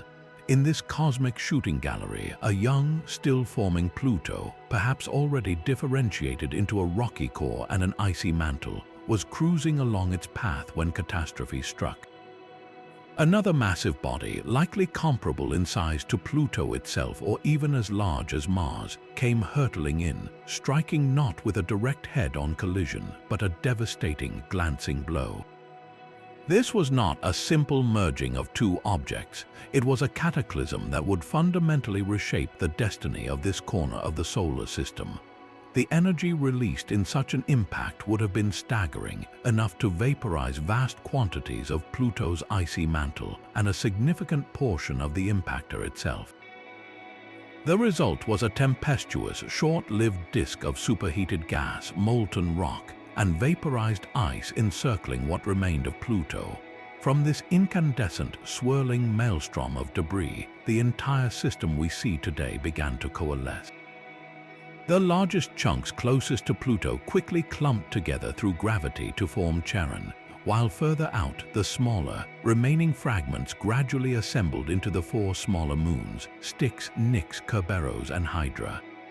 This elegant story provides a compelling origin that neatly explains the system's fundamental architecture, a large binary pair surrounded by a retinue of tiny, irregular moons, and it mirrors the very same theory we have for the formation of our own Earth-Moon system. Yet, for all its explanatory power, this elegant model leaves behind a trail of perplexing and specific questions, subtle discrepancies that suggest the full story may be far more intricate than a single, simple smash-up. One of the most profound puzzles revolves around the precise angular momentum of the entire Pluto-Charon system. Angular momentum is the physics term for the quantity of rotation in a system, and it must be conserved. The giant impact would have imparted a specific amount of this spin to the newly formed binary. The mystery is that the current mutually locked state of Pluto and Charon possesses a very particular and somewhat unusual amount of angular momentum. For the system to have evolved from a post-impact state to the beautifully synchronized dance we see today, the initial conditions of the collision, the speed, angle, and masses of the two colliding bodies had to be exquisitely precise. Some sophisticated computer simulations struggle to produce a system with the exact properties we observe without invoking a very specific, and perhaps statistically unlikely, impact scenario. It's akin to trying to recreate a complex cocktail by randomly throwing ingredients together. You might get something close, but to get the perfect flavor balance, you need a very specific recipe. This has led some planetary scientists to wonder if the event was even more complex, perhaps involving multiple significant impacts over a short period, or if our current understanding of how debris disks evolve and moons accrete is missing a key piece of physics that operated in the unique, low-gravity environment of the outer solar system. The strange orbits of the 4 small moons present another, equally baffling challenge to a straightforward giant impact narrative. If all 5 moons condensed from a single, smooth debris disk, you would expect their orbits to be relatively circular, coplanar, and neatly spaced. While Styx, Nix, Kerberos, and Hydra do orbit in the same general plane as Charon, their positions are locked in a complex series of orbital resonances with the binary pair. For instance, for every 3 orbits Charon makes around Pluto, Styx makes 5, and Nix makes 7. These resonances are a sign of a system that has dynamically evolved over time, with the gravitational pushes and pulls of Pluto and Charon gradually shepherding the small moons into their current, rhythmically linked orbits. The puzzle deepens when we consider their chaotic rotation. As we discussed earlier, these moons tumble unpredictably. This is a direct consequence of their irregular shapes and the constant gravitational nudging they receive. But the question is, why haven't they settled down? One might expect that over billions of years, even weak tidal forces would have eventually dampened their wild spins and locked them, just as Pluto and Charon locked to each other. The fact that they remain in such a dynamically excited state suggests that their environment is not as tranquil as it appears. It implies that the system is still feeling the gravitational aftershocks of its formation, or that the moons are constantly perturbing each other, preventing any one of them from achieving a stable rotation. This ongoing dynamical fever points to a system that is far from a relaxed, ancient relic.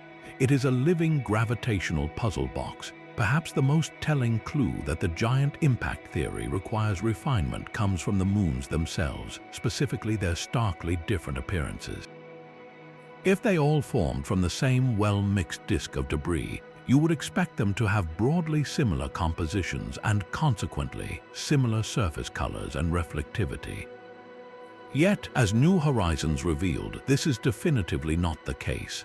Hydra and Nix are brilliantly bright, covered in relatively clean water ice, while Kerberos is a dark, reddish-black outlier.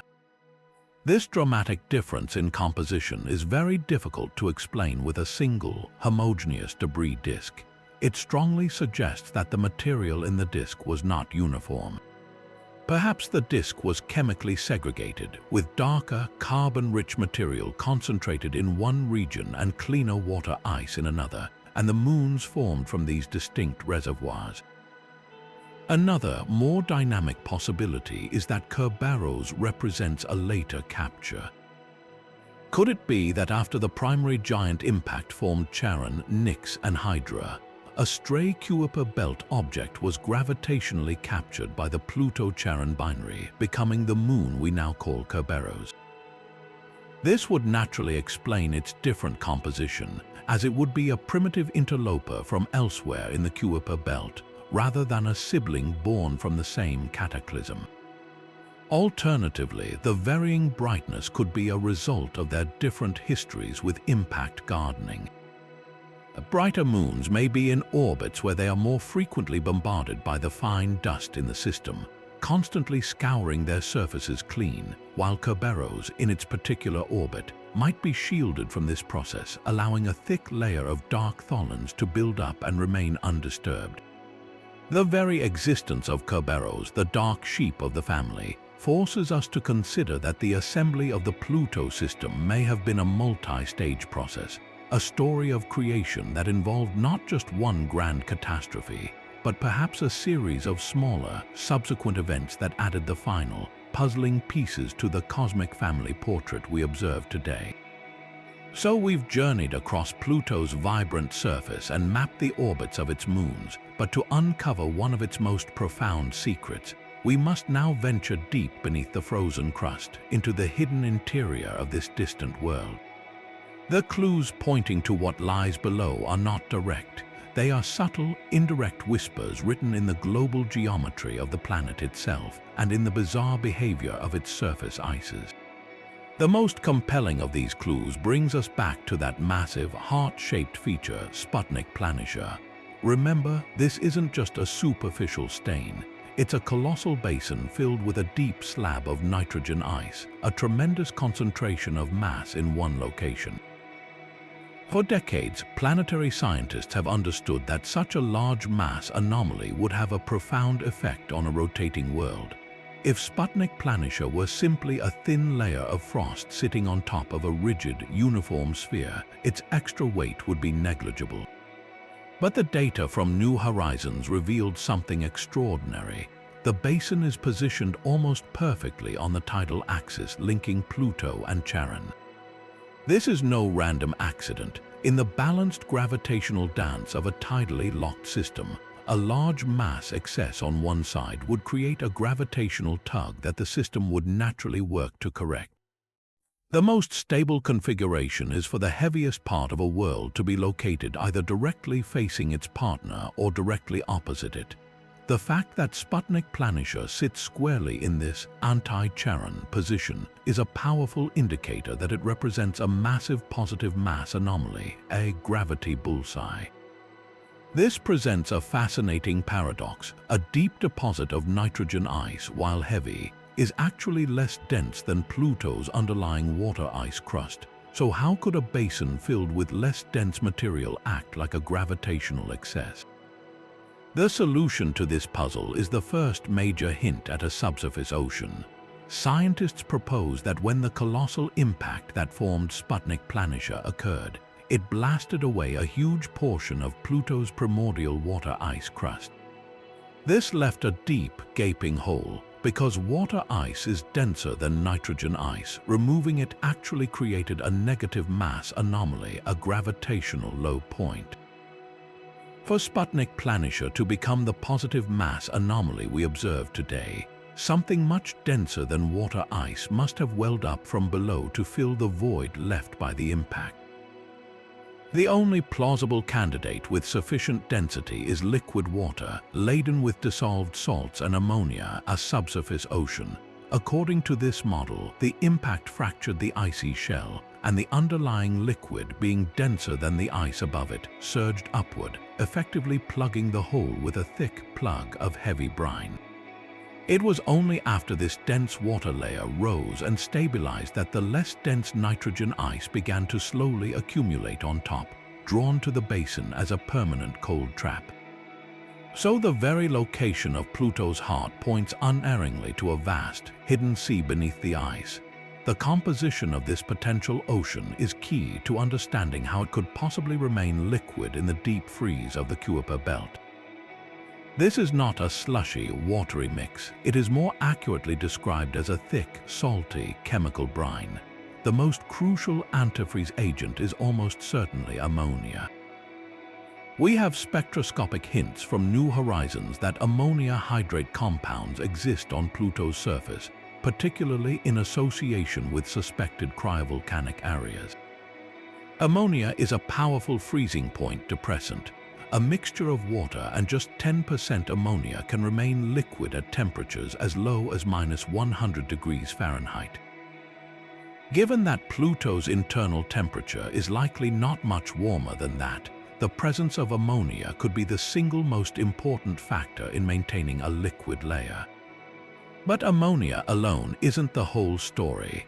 The ocean is also likely to be extremely salty, rich in chlorides like sodium chloride, common table salt, and other salts like magnesium sulfate, similar to the proposed oceans within moons like Europa and Ganymede. These dissolved salts further suppress the freezing point and increase the density of the liquid, helping to explain why it is buoyant enough to rise up and replace the missing crust after the Sputnik impact. The consistency of this deep sea would be something akin to a cold, dense syrup, a sluggish, global layer trapped between the rocky, silicate core and the outer shell of water ice. Sustaining this ocean against the relentless cold of space for over 4 billion years is a monumental thermal challenge, and it forces us to reconsider Pluto's internal heat budget. The primary engine is undoubtedly the slow, steady decay of radioactive elements like potassium-40, uranium-238, and thorium-232 locked within Pluto's rocky core. This radiogenic heating acts like a banked fire, providing a constant, if faint, trickle of warmth. But for a small world like Pluto, this heat source alone was long thought to be insufficient to prevent a global ocean from freezing solid billions of years ago. This is where other, more subtle heat sources come into play. One is the heat released by the ocean itself as it slowly freezes. The process of freezing releases what's called latent heat, the same energy that keeps a freezer working hard when you put liquid water in it. As Pluto's ocean gradually turns to ice at its boundaries, this release of latent heat provides a significant supplementary warming effect, like a planetary-scale self-heating blanket. Another potential contributor is the unique insulating property of the ice shell above. The water ice crust on Pluto, especially if it is composed of a complex, porous, and layered structure, could be an exceptionally good thermal insulator, trapping the interior's feeble heat with incredible efficiency and preventing it from leaking out into space. Finally, we must consider the lingering warmth from Pluto's violent past. The giant impact that created Charon and the subsequent era of intense tidal heating, when the orbits were more eccentric, would have injected a tremendous amount of energy into Pluto's interior. While that intense heating has subsided, the thermal inertia of a planetary body is immense. It can take billions of years for that primordial warmth to fully dissipate. The ocean we infer today might be the last lingering remnant of a once hotter, more massive sea, now sustained by a delicate balance of radioactive decay, the latent heat of freezing, and excellent insulation. The implications of a subsurface ocean on Pluto are staggering, reaching far beyond mere geology and into the realm of astrobiology. A global, liquid water ocean, even one as cold and dark as Pluto's, automatically raises the question of habitability. While the surface of Pluto is utterly inhospitable, the environment at the ocean floor interface could be strikingly different. Pluto's rocky core, warmed by radioactivity, would provide a source of chemical energy. On Earth, we find entire ecosystems thriving at the deep-sea hydrothermal vents, completely independent of sunlight, sustained by chemosynthesis, the conversion of inorganic chemicals into energy. It is conceivable that similar processes could occur at the rocky bed of Pluto's ocean. The water would be in constant contact with mineral-rich rocks, creating a potential cocktail of nutrients and energy sources. The presence of ammonia and salts, while toxic to many Earth life forms, could actually be a boon for certain types of biochemistry, lowering the freezing point and providing essential elements. The ocean would also be shielded from the harsh surface radiation and the impacts of asteroids, providing a stable, if exotic, environment that could potentially persist for billions of years. This does not mean we expect to find plumes of alien microbes erupting from Pluto's icy volcanoes, but it fundamentally shifts our perspective.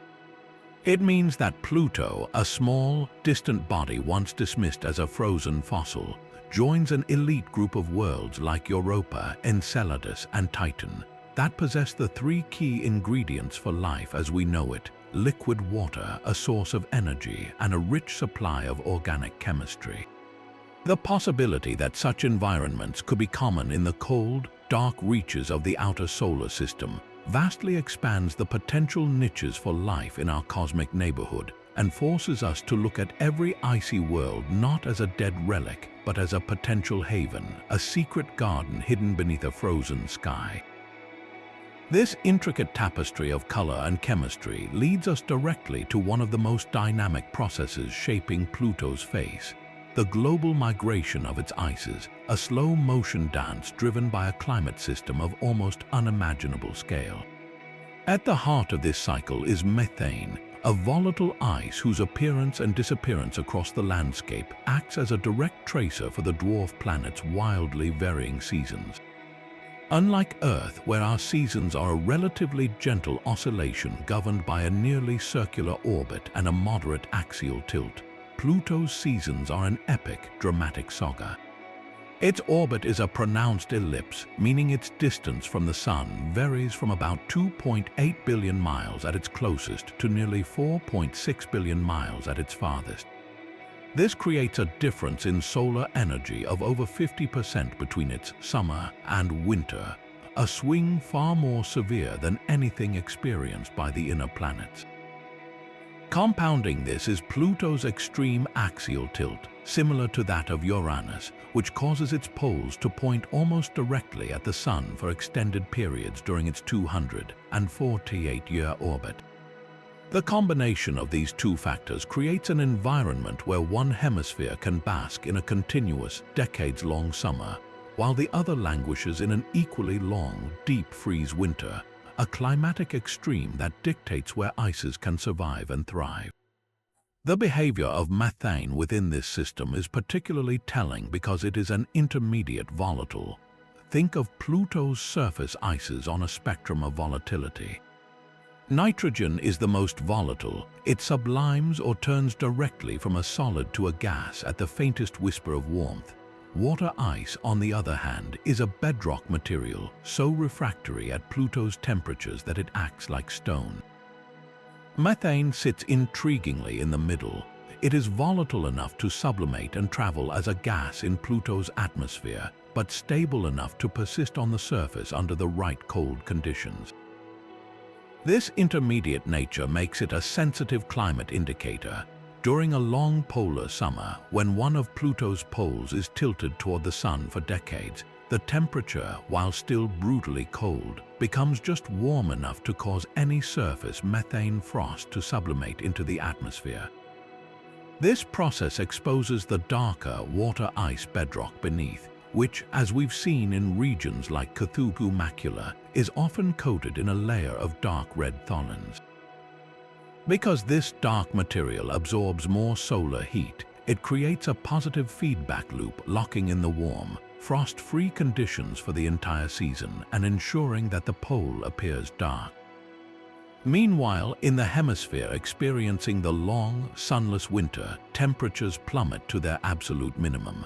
This frigid pole becomes an ultra-efficient cold trap, causing the methane gas in the atmosphere to freeze out and coat the surface in a fresh, bright layer of frost. This seasonal exchange creates a planet-wide seesaw effect, where methane ice is constantly being stripped from the summer pole and deposited onto the winter pole, a slow, global repainting that happens over the course of centuries. Yet, the distribution of methane is not a simple case of a bright north and a dark south. New Horizons revealed a far more complex and patchy pattern, with methane ice clinging to some highland areas and crater rims while being conspicuously absent from vast plains and basins. This is where local topography and global circulation patterns come into play. The bright, expansive heart of Sputnik Planitia, for example, is predominantly a reservoir of nitrogen ice. Because nitrogen is even more volatile than methane, it creates the coldest environment on Pluto, a permanent cold trap that acts like a gravitational sink for the entire atmosphere. Any methane gas that wanders into this region is likely to freeze out alongside the nitrogen. However, the relentless churning convection of Sputnik's nitrogen ice may then bury this methane or transport it away, preventing it from forming a stable, widespread coating. In contrast, the high elevations of Pluto's rugged terrains, like the bladed mountains of Tartarus Dorsa, seem to be strongholds for methane ice. At higher altitudes, the atmospheric pressure is even lower, and temperatures can be slightly colder, creating ideal conditions for methane to condense and persist. These high-altitude alpine glaciers of methane may survive even into the local summer, much like snow patches on high mountain peaks on Earth that last long after the valleys below have warmed. Understanding this complex climate system is an extraordinary challenge because humanity has only observed Pluto for a tiny sliver of its year. The New Horizons flyby in 2015 captured the system near the end of its northern hemisphere's spring, a specific moment in a seasonal cycle that is longer than the United States has been a nation. We are essentially trying to comprehend the entire pattern of Earth's seasons after having only witnessed a single week in the month of May. Our models must extrapolate from this single, exquisite snapshot, predicting how the distribution of ices will shift over the coming decades as Pluto continues its journey away from the Sun. As it moves toward its aphelion, or farthest point, in the year 2011, the entire climate engine will begin to slow down. The atmosphere will progressively freeze out onto the surface, the haze layers will likely thin, and the intense seasonal migration of ices will weaken. The Northern Hemisphere, which was in its long spring during the flyby, will eventually experience its own decades-long summer, potentially causing the methane ice we saw there to sublimate and migrate back to the south. Observing these changes from Earth, even with our most powerful telescopes, is like watching the hour hand of a clock that takes a human lifetime to move a single tick. The full, majestic rhythm of Pluto's climate remains a prediction, a forecast based on a brilliant but fleeting glimpse, making the seasonal cycles of its methane ice one of the most profound long-term mysteries we have yet to fully unravel. But if we zoom in even closer on the vast, frozen plain of Sputnik Planitia, we discover that its apparent smoothness is an illusion from a distance. The surface is actually a complex cellular mosaic, a breathtaking pattern of enormous polygonal cells, each spanning up to 20 miles across and often marked at their centers by a mysterious, faint X shape. These are not impact fractures or random cracks. They are the visible signature of a planetary engine at work, the direct evidence of heat rising from within Pluto, slowly churning its icy skin in a process that operates on a scale and with a regularity we have never seen anywhere else. Imagine a colossal, planet-sized lava lamp, filled not with blobs of colored wax, but with solid nitrogen ice behaving like a thick, viscous fluid over timescales of hundreds of thousands of years. This is the extraordinary phenomenon of solid-state convection, a concept that challenges our everyday intuition about what it means for a material to be a solid. On Earth, we are familiar with convection in liquids and gases, the rising of warm air that creates clouds, or the churning of water in a boiling pot. On Pluto, we are witnessing convection in a solid. The nitrogen ice of Sputnik Planitia is not a single brittle sheet. Scientists believe it forms a layer several miles thick. Despite the surface temperature being hundreds of degrees below zero, the feeble but persistent heat from Pluto's interior, the leftover warmth from its formation, and the slow decay of radioactive elements in its core seeps upward. This tiny temperature gradient is just enough to make the deepest parts of the nitrogen ice slab slightly warmer than the ice at the surface. Over immense periods, this solid nitrogen, under the tremendous pressure of the overlying ice, becomes soft and pliable. It doesn't melt, but it slowly flows, behaving like glacial ice or even warm tar. The warmer, less dense ice at the bottom begins to buoyantly rise in great, slow-moving blobs or columns, while the colder, denser ice at the surface sinks back down in a continuous, sluggish cycle. The polygonal cells we see from space are the surface expression of these rising and falling currents. The boundaries between cells are where the cold ice is plunging downward, and the centers are the broad, upwelling zones where warmer material reaches the surface. The presence of the enigmatic X marks at the centers of many of these cells adds another layer of fascinating complexity. These are not random scratches, they are the ghosts of past convective cycles, the intricate scars left behind as the ice churns. One compelling explanation is that these X features are the convergence points of multiple, smaller-scale flow patterns within the larger cell. As the broad, warm plume rises in the center of a cell, it doesn't always do so as a single, uniform upwelling. The flow can be internally complex, with smaller rivulets or fingers of warmer ice pushing their way to the surface. Where these minor upwelling currents meet and interact at the center of the main cell, they can create subtle stresses and fractures in the surface ice, arranging themselves into a cross-like pattern. Another equally intriguing possibility is that these excess are actually the remnants of older, vanishing cell boundaries. As the convection process continues over eons, the pattern is dynamic. Cells can merge, split, or fade away. An X could be the fossilized intersection of four ancient, smaller polygons that have since been absorbed into one larger convective cell, a lingering imprint of a previous configuration of Pluto's internal heat engine. These features are therefore not static. They are a living, changing text if we could only read it over millions of years, telling the story of how the planet's internal warmth expresses itself on its frozen face. What truly baffles scientists, however, is the incredible scale and stunning regularity of this cellular landscape. Convective patterns exist elsewhere in the sun's boiling plasma, in Earth's atmosphere, even in a cup of coffee. But the polygons on Pluto are giants, and their uniformity is startling. This precise scale presents a major challenge for our physical models of ice dynamics. The size of convective cells is governed by the thickness of the convecting layer and the properties of the material, its viscosity, its density, and how efficiently it transports heat.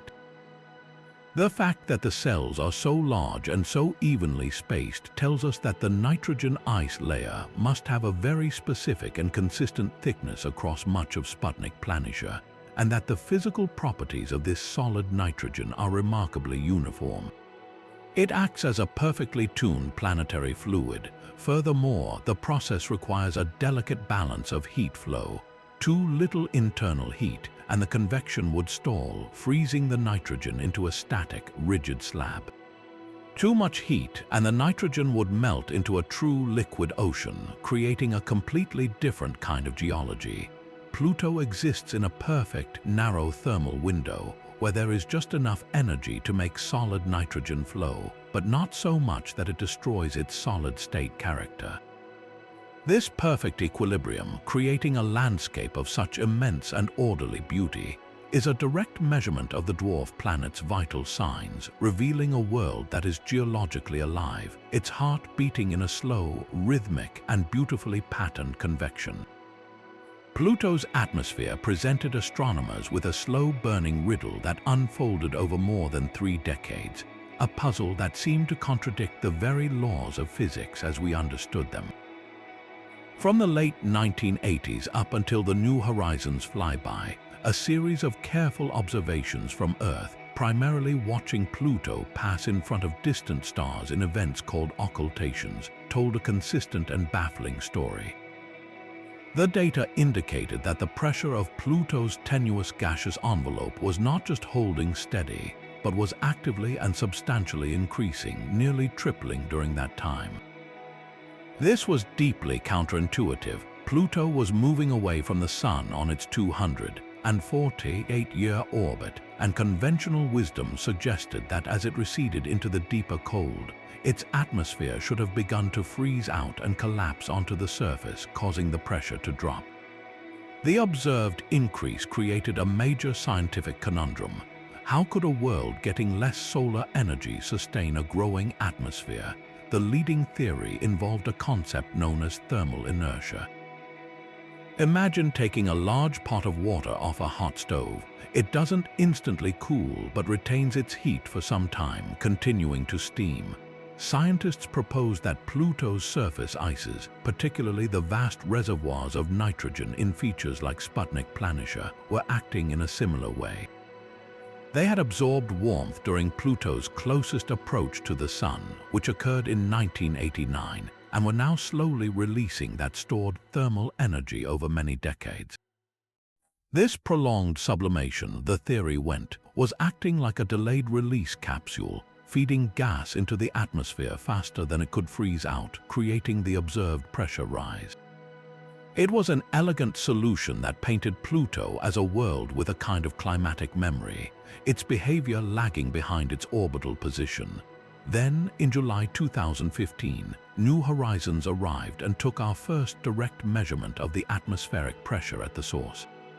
The result was a monumental surprise that recalibrated the entire debate.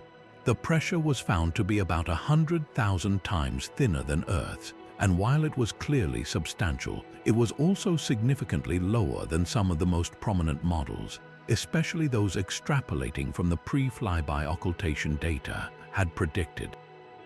The atmosphere was there, and it was complex with its beautiful haze layers, but it wasn't as robust as the decades of indirect observation had led us to believe.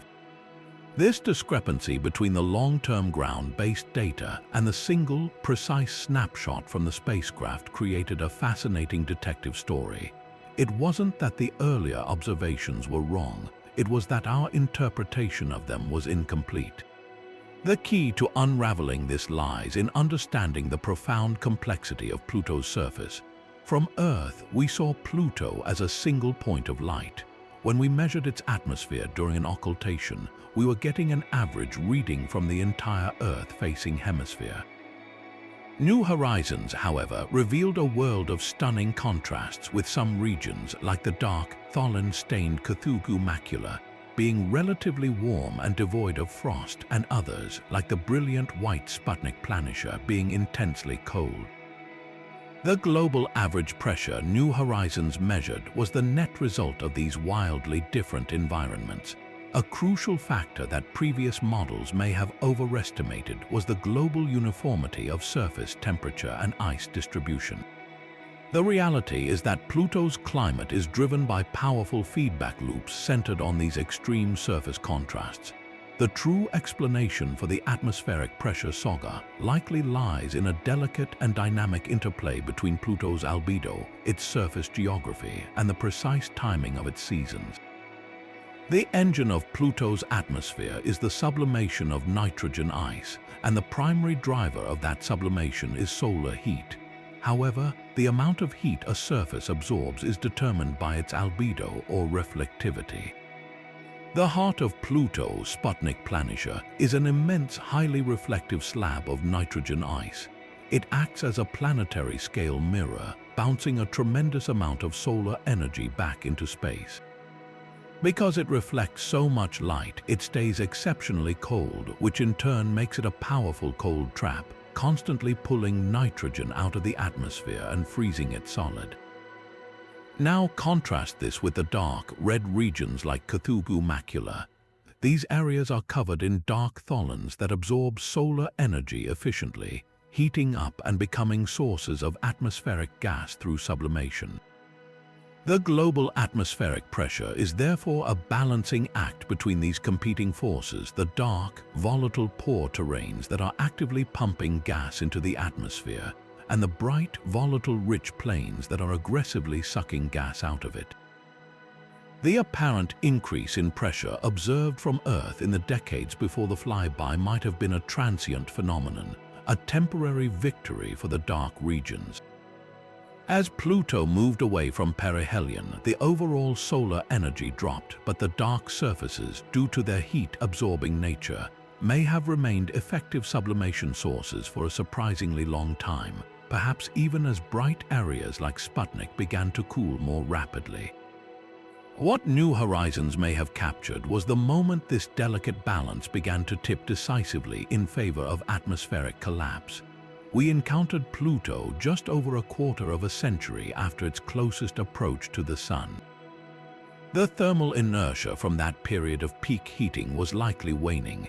The dominant influence of Sputnik Planitia as a massive, permanent cold trap was beginning to overwhelm the more localized contributions from the darker terrains. The spacecraft's measurement of a pressure lower than some predicted models suggests that the process of atmospheric freeze-out was already underway and may have been proceeding faster than anticipated. This doesn't invalidate the thermal inertia idea, it simply refines it. The stored heat was real, but its effects were not uniform across the globe, and they were ultimately no match for the overwhelming cold of the nitrogen ice plains and the relentless pull of Pluto's increasing distance from the Sun. The current era represents a profound shift for the dwarf planet. As it continues its long journey outward, we are now witnessing the beginning of a centuries-long atmospheric collapse. The nitrogen, methane, and carbon monoxide gases that currently form its hazy skies will progressively snow back down onto the surface, layer by layer. The brilliant blue haze will likely fade, the complex layering will simplify, and the atmospheric pressure will plummet to a tiny fraction of what it is today. Pluto is, in a very real sense, taking a deep, slow breath in, and it will hold that breath for over a century until it once again swings close to the Sun and the entire cycle reverses. The mystery of its atmospheric pressure taught us that Pluto is not a simple, predictable world, but a complex climate system where the color of the ground itself dictates the fate of the sky. Pluto's stunning complexity and vibrant geological life force us to lift our gaze from this single, fascinating world and consider a much grander, more profound implication. If a relatively small body like Pluto, so far from the Sun's warmth, can possess jagged ice mountains, flowing nitrogen glaciers, a layered atmosphere, and a potential subsurface ocean, then what does that suggest about the rest of the vast, dark frontier it calls home? Pluto is not an isolated oddity. It is the king and ambassador of the Kuiper belt, a sprawling donut-shaped region beyond Neptune populated by countless icy worlds. For decades, we imagined this zone as a deep freeze attic, a repository of primordial, unchanging relics from the solar system's birth, simple and inert. The revelations from New Horizons have shattered that quiet image, suggesting instead that the outer solar system might be a hive of unexpected geological activity, raising the electrifying possibility that Pluto is not the exception but the rule. Consider the scale of this domain. The Kuiper belt is immense, containing perhaps hundreds of thousands of objects larger than 60 miles across and a multitude of smaller bodies. Before we saw Pluto up close, the best models for these distant worlds were based on observations of smaller, more primitive objects like cometary nuclei, dark, cratered, and geologically dead. Pluto single-handedly forced a complete rewrite of that textbook. Its dynamic surface, kept young by internal heat and active processes, suggests that many other sizable Kuiper belt objects, or KBO, could be equally lively. The crucial factor is mass. Pluto has enough mass to have retained internal heat from its formation and from ongoing radioactive decay, and that heat appears to be sufficient to power astonishing geology. Other large denizens of the Kuiper belt, like Eris, which is actually slightly more massive than Pluto, or Makemake and Haumea, which are substantial in their own right, almost certainly possess similar internal heat budgets. It is now a compelling scientific probability that Eris has its own version of convective ice plains, that Haumea, an oddly shaped, rapidly spinning world, might have experienced intense tidal heating, and that Makemake could support a transient, complex atmosphere.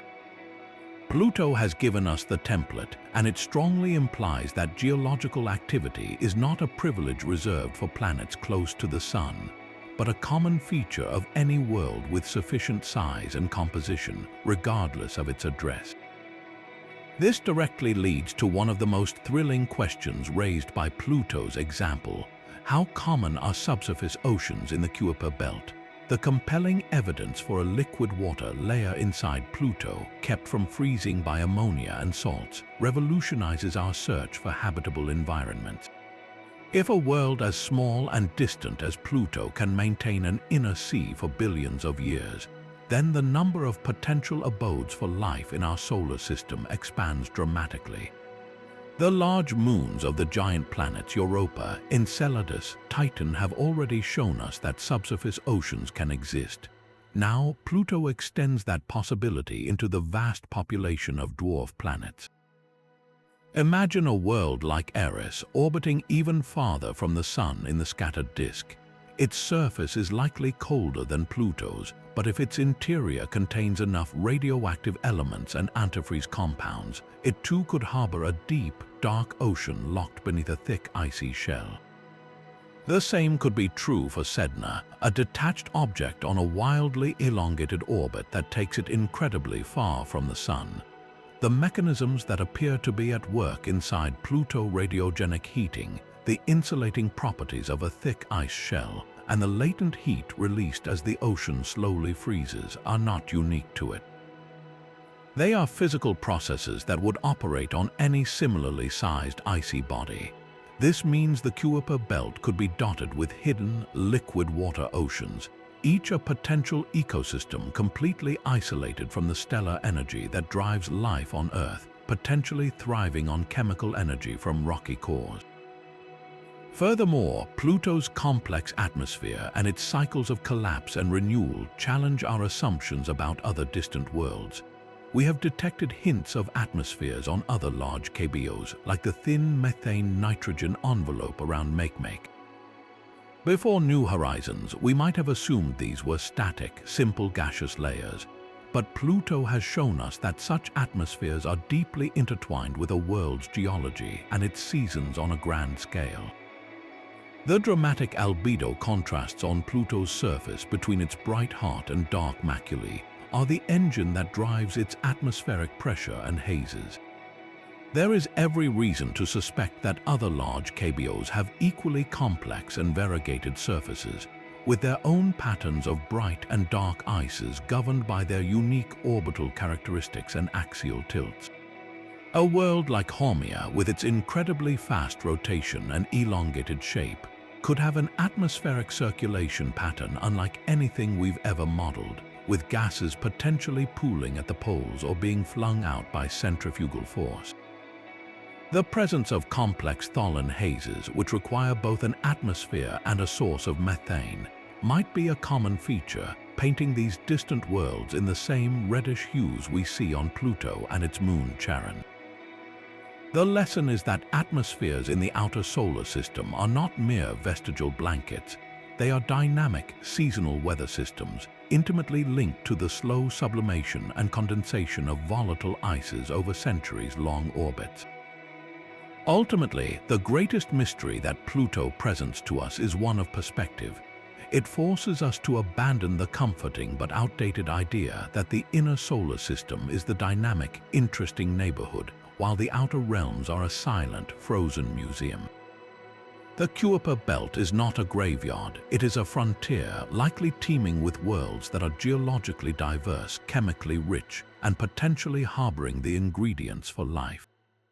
Pluto, as the first of these worlds we have visited up close, has acted as a revolutionary probe, showing us that activity and complexity are not dictated by solar proximity, but by the fundamental physics of heat, chemistry, and mass. Every strange feature we discovered on Pluto, from its convecting heart to its potential ocean, is a question we can now pose to the countless other dots of light in the telescope's eye. The New Horizons mission did not just solve the mysteries of one world, it unveiled the mysteries of an entire new class of planets, proving that the most distant and frozen reaches of our solar system are places of profound and active wonder. Yet this grand planet-scale repainting is not solely confined to the famous heart. As we pull our gaze back from the intense focus on Sputnik Planitia, we discover that Pluto's youthful complexion is not a singular anomaly but a more widespread phenomenon. Scattered across the dwarf planet are other expansive plains, regions like the western portions of Tombaugh Regio and areas bordering the rugged highlands that share this same enigmatic smoothness and startling lack of craters. The existence of these additional, vast, uncratered terrains deepens the mystery exponentially. It suggests that the powerful resurfacing processes at work are not localized to one gigantic basin, but are instead a fundamental, perhaps global, characteristic of Pluto's recent geological history. If Sputnik Planish's smoothness were a one-off event, we could attribute it to the unique circumstances of a single, colossal impact. But the presence of multiple, geographically separate smooth plains tells a different story, a narrative of a world whose entire surface has been subject to widespread and effective renewal mechanisms, effectively erasing billions of years of impact history in many places and leaving behind a landscape that looks, in cosmic terms, remarkably fresh. One of the most compelling and dramatic hypotheses to explain these widespread smooth plains is the action of enormous cryolava flows. Imagine not rivers of molten rock, but vast, sluggish floods of a very different kind of lava, a chilled, slushy mixture of water ice, ammonia, methanol, and other antifreeze compounds. This frigid slurry, forced up from a subsurface ocean or from deep, warm reservoirs within Pluto's icy shell, could have oozed across vast stretches of the landscape in a series of monumental events. When this cryolava reached the surface, it would have behaved differently than its fiery terrestrial counterpart. In Pluto's ultra-low gravity and temperature, it wouldn't flow in turbulent, fast-moving rivers, but rather as a thick, viscous sheet, slowly spreading out like pancake batter on a griddle, filling in topographical lows and burying every ancient crater, ridge, and valley in its path under a uniform, incredibly smooth layer of new ice that could be hundreds of feet thick. The evidence for this is not just theoretical. We see the candidate sources for these floods in the massive cryovolcanic constructs like Wright and Pickard Mons, and the surrounding hummocky, flowing terrain that looks exactly like what you would expect from the final edges of a colossal, freezing flow. A single, large-scale cryovolcanic episode could have resurfaced an area the size of a continent on Earth, and multiple such events over the last few 100 million years could easily account for the patchwork of smooth plains we observe, effectively pressure washing the face of Pluto with ice. But cryovolcanism is not the only candidate for this planetary-scale resurfacing. A slower, more insidious, and perhaps even more continuous process could be at work: the gradual, persistent deposition of atmospheric haze. We've already discussed how tholin particles form high in Pluto's sky and slowly snow down, painting the dark regions red. However, this same process, when combined with the condensation of volatile ices, could act as a gentle but persistent geological agent in its own right. Over millions of years, this constant precipitation of haze and frost does not merely create a thin, colorful veneer. It can accumulate into significant deposits. Think of it as a form of planetary sedimentation where the snow is a mix of complex organics and tiny ice crystals. In topographical lows and on flat plains, where winds are minimal and conditions are stable, this fine, dusty snow could slowly, steadily build up, layer upon layer, gradually filling in smaller craters and smoothing over rough terrain. This would be an exceptionally gradual process, but given the immense spans of geological time available, it could be remarkably effective at creating localized plains of great smoothness. This mechanism would be particularly potent if it operated in concert with the seasonal migration of ices, where areas acting as cold traps would preferentially accumulate these deposits year after year, century after century, slowly but surely creating a blank canvas that obscures the ancient cratered surface beneath. The profound effectiveness of these processes in erasing Pluto's impact record forces a startling re-evaluation of the dwarf planet's geological vitality. On most airless, geologically dead bodies like our Moon or Mercury, The surface is a chronicle of violence, with craters upon craters telling a story that spans 4 billion years. A heavily cratered surface is the default, the expected state for a small world. The fact that so much of Pluto lacks this obvious history means that its surface is not a passive recorder of external events, but an active participant in its own creation. The resurfacing is so effective and so widespread that it points to a sustained source of internal energy and a highly mobile crust. The slow churn of solid-state convection, the occasional but massive outpourings of cryolava, and the relentless deposition of atmospheric materials all collaborate in a planet-wide effort to erase the past. This makes Pluto a far more challenging and intriguing world for planetary scientists. On the Moon, you can easily read the history of the solar system. On Pluto, that history has been partially shredded, its pages smoothed over and rewritten by the world's own dynamic inner forces. The unexplained smooth plains are therefore more than just flat areas. They are the clearest possible evidence that Pluto is a living world, geologically speaking, with an inner fire and a complex climate system that constantly work to reinvent its appearance, hiding its deepest secrets under a deceptively placid, frozen facade. But the story of Pluto's delicate atmosphere and its struggle for survival doesn't end with the slow, seasonal freeze out onto its surface.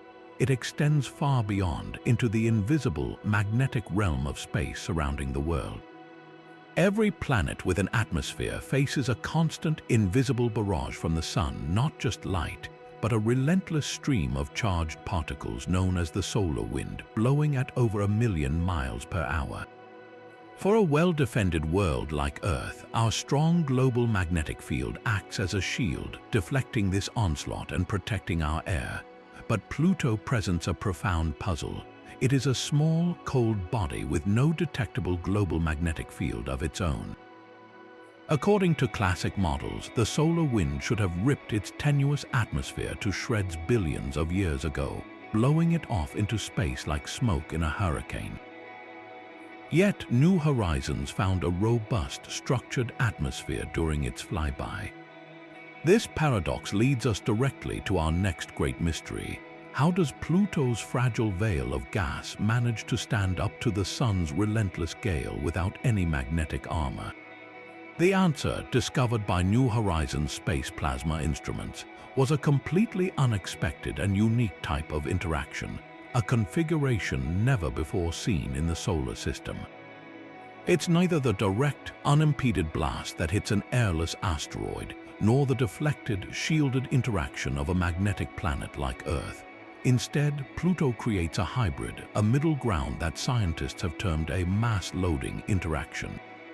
Here's how this remarkable process works. As Pluto's atmosphere leaks into space, it doesn't just vanish. It creates a large, extended cloud of neutral gas atoms surrounding the dwarf planet. When the high-speed, charged particles of the solar wind slam into this cloud, they don't just pass through. They collide with the neutral atoms, and through a complex series of charge exchange reactions, they can rip electrons away from them. This transforms previously neutral atoms from Pluto's atmosphere, things like nitrogen and methane, into newly charged ions. This act of creation is the key to the entire phenomenon. The moment these neutral atoms become ions, they are suddenly subject to the magnetic forces carried by the solar wind itself. They are effectively picked up by the passing flow, grabbing onto the magnetic field lines and getting dragged along. But this process comes at a huge energy cost for the solar wind. To accelerate all these new, heavy ions up to its own speed, the solar wind must sacrifice a tremendous amount of its own momentum and energy. The result is a dramatic and observable effect. The solar wind is abruptly slowed down and heated up in a vast region around Pluto, creating a large, teardrop-shaped cavity of disturbed and diverted plasma. It's as if Pluto, lacking a shield of its own, has learned to fight back by throwing sand into the gears of the solar wind, forcing it to stumble and slow as it passes by. One of the most stunning visual manifestations of this interaction is Pluto's immense ion tail. Data from the New Horizons spacecraft revealed that this tail of charged atmospheric particles stretches for tens of thousands of miles downstream from the dwarf planet, a vast, invisible wake flowing away from the Sun. This isn't a small, wispy trail. It is a major structural feature of Pluto's space environment. The ions within this tail are the heavy, atmospheric molecules that have been stripped away and caught by the solar wind. Their sheer quantity and the length of the tail were a major surprise, indicating that the rate of atmospheric loss is significant and that this plasma interaction is a dominant force shaping Pluto's extended environment. The existence of such a well-defined tail confirms that the escape of Pluto's atmosphere isn't a simple, steady evaporation. It is an organized, directional process with the solar wind acting as a cosmic conveyor belt, systematically carrying the dwarf planet's stolen gases off into the depths of the solar system. This unique hybrid interaction fundamentally challenges our previous models of how small, unmagnetized bodies lose their air. Before New Horizons, scientists had two primary templates. One was the case of Mars and Venus, which, while also lacking global magnetic fields, have much denser atmospheres. Their interaction with the solar wind creates a distinct, sharp boundary called a bow shock, where the solar wind slams to a sudden halt. The other model was that of a comet, where a huge, diffuse cloud of gas surrounds a small, solid nucleus, and the solar wind plows through it, creating a broad, turbulent boundary. Pluto defied both expectations. New Horizons found no clear, sharp bow shock like at Mars. Instead, it found a much more gradual slowing region, a kind of soft barrier that reflected the atmosphere's role as a pervasive, moderating influence. Yet, Pluto's interaction was also far more structured and stable than the chaotic, purely cometary type interaction. It was something entirely new, a hybrid where the atmosphere itself, through the process of mass loading, becomes the primary agent controlling the encounter, carving out its own protected space in the solar wind without the need for a magnetic shield. This discovery forces us to rewrite the textbooks. It shows that the diversity of planetary interactions in our solar system is far richer than we knew, and that a world like Pluto, through the clever physics of its own escaping gases, can engineer a surprising and effective defense against the cosmic elements, managing to hold onto its identity as a complex, atmospheric world against all odds. And now we must confront the single most resonant and publicly debated question surrounding this distant world, the one that transcends pure science and touches on our very human need to categorize and understand our place in the cosmos.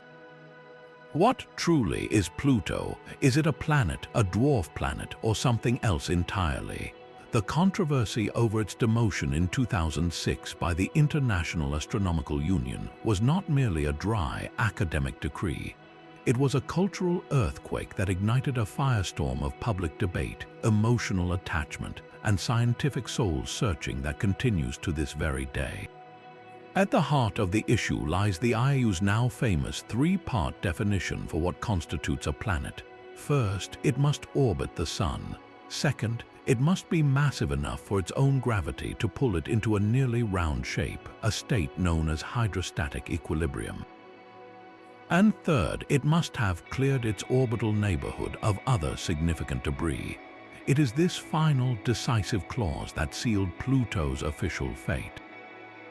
While Pluto easily satisfies the first two criteria, it is unquestionably round and it orbits the Sun. It fails the third. Its orbital path within the Kuiper belt is shared with a multitude of other icy bodies, and its gravitational influence is not dominant enough to have swept them away or aggregated them over the age of the solar system. Proponents of the dwarf planet classification argue that this definition is necessary for scientific clarity. They contend that Pluto is the king of a vast population of similar objects in the Kuiper belt, and to call it a planet would be logically inconsistent. If Pluto is a planet, they say, then so too must be Eris, Haumea, Makemake, and potentially hundreds of other round Kuiper belt objects, leading to a solar system cluttered with planets and a loss of the term's historical and scientific meaning. This perspective views the reclassification not as a demotion, but as a promotion. Pluto became the prototype for an entirely new and important class of world, leading the way in our understanding of the outer solar system's complex architecture. For these scientists, the definition provides a clear, quantitative threshold that separates the 8 gravitationally dominant worlds from the rest of the countless smaller bodies. However, a powerful and vocal opposition, including many respected planetary scientists, challenges the IAU's definition on several fronts. One major criticism targets the cleared the neighborhood criterion as being vague, difficult to apply, and potentially even flawed in its logic. They point out that no planet, not even mighty Jupiter, has a perfectly clear orbit. Jupiter co-orbits with thousands of Trojan asteroids, and Earth's path is crossed by countless near-Earth objects. The definition, they argue, is not so much about an absolute condition as it is about a degree of dominance, a line in the sand that was drawn specifically to exclude Pluto. Furthermore, the definition only applies to bodies orbiting our Sun, making it useless for classifying the thousands of exoplanets we are now discovering around other stars. A more useful definition, according to this camp, would be based solely on a world's intrinsic physical properties, specifically whether it is massive enough to be rounded by its own gravity. This geophysical definition would instantly restore Pluto's planethood and recognize the fascinating complexity of worlds like Ceres in the asteroid belt and Eris in the scattered disk, celebrating them for what they are rather than penalizing them for where they are. This is where the revelations from New Horizons poured gasoline onto the smoldering debate. The spacecraft did not find a simple, dead ice ball that deserved its demoted status. Instead, it revealed a stunningly complex and dynamic world that behaves in ways far more akin to the canonical planets than anyone had predicted. The discovery of towering water ice mountains, vast flowing glaciers of nitrogen ice, a layered atmosphere with its own weather, potential cryovolcanoes, and evidence for a subsurface ocean. All these features scream of a geologically active and vibrant world.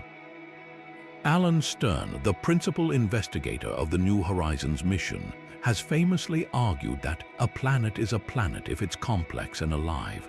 By that physically rich and intuitive standard, Pluto is more of a planet than ever. The mission's findings underscore a profound point. The IAU's definition is based solely on orbital dynamics, telling us nothing about the nature of the world itself. It completely ignores the marvelous and active geology that makes a place like Pluto so compelling to explore. In this light, the debate becomes a clash between 2 different philosophies of science, one that prioritizes an object's location and gravitational context, and another that prioritizes its intrinsic physical complexity and geological personality. Beyond the scientific arguments, the emotional and cultural resonance of this issue cannot be overstated. For generations, Pluto held a unique place in our collective imagination as the plucky, mysterious underdog at the edge of our knowledge.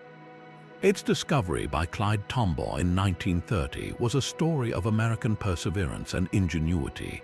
Its demotion felt to many like a betrayal, a stripping of identity that resonated on a deeply human level. School children wrote letters of protest, memes declaring, "Pluto will always be a planet in my heart," proliferated online, and the story dominated news cycles. This public outcry was not born of scientific ignorance, but of a genuine connection to a tiny point of light that represented the final frontier of our planetary family. The debate, therefore, is about more than just taxonomy. It's about how we relate to the cosmos, how we tell the story of our solar system, and what we value in our exploration. Is our solar system story one of 8 dominant giants, or is it a richer narrative that includes a diverse family of complex worlds, from the rocky inner planets to the gas giants and out to the icy dwarf planets of the Kuiper belt? The incredible secrets uncovered by New Horizons did not settle the argument. They made it more urgent and meaningful than ever, proving that Pluto, regardless of its official label, is a world of profound and undeniable significance, demanding a place in our understanding that is every bit as grand as any of the other major worlds we have ever known. We have watched Pluto's atmosphere defy expectations, but its current robustness is merely a temporary state in a grand celestial rhythm. As the dwarf planet continues its slow retreat from the Sun, moving toward its most distant point, or aphelion, in the year 2011, it is embarking on a centuries-long transformation that will fundamentally alter its appearance and behavior. The delicate balance that currently sustains its hazy skies is about to be broken. The primary driver of this change is simple yet profound: dwindling solar energy. The same weak sunlight that today drives the sublimation of nitrogen ice in Sputnik Planitia and creates the complex weather patterns will soon become too feeble to prevent a planetary-scale deep freeze.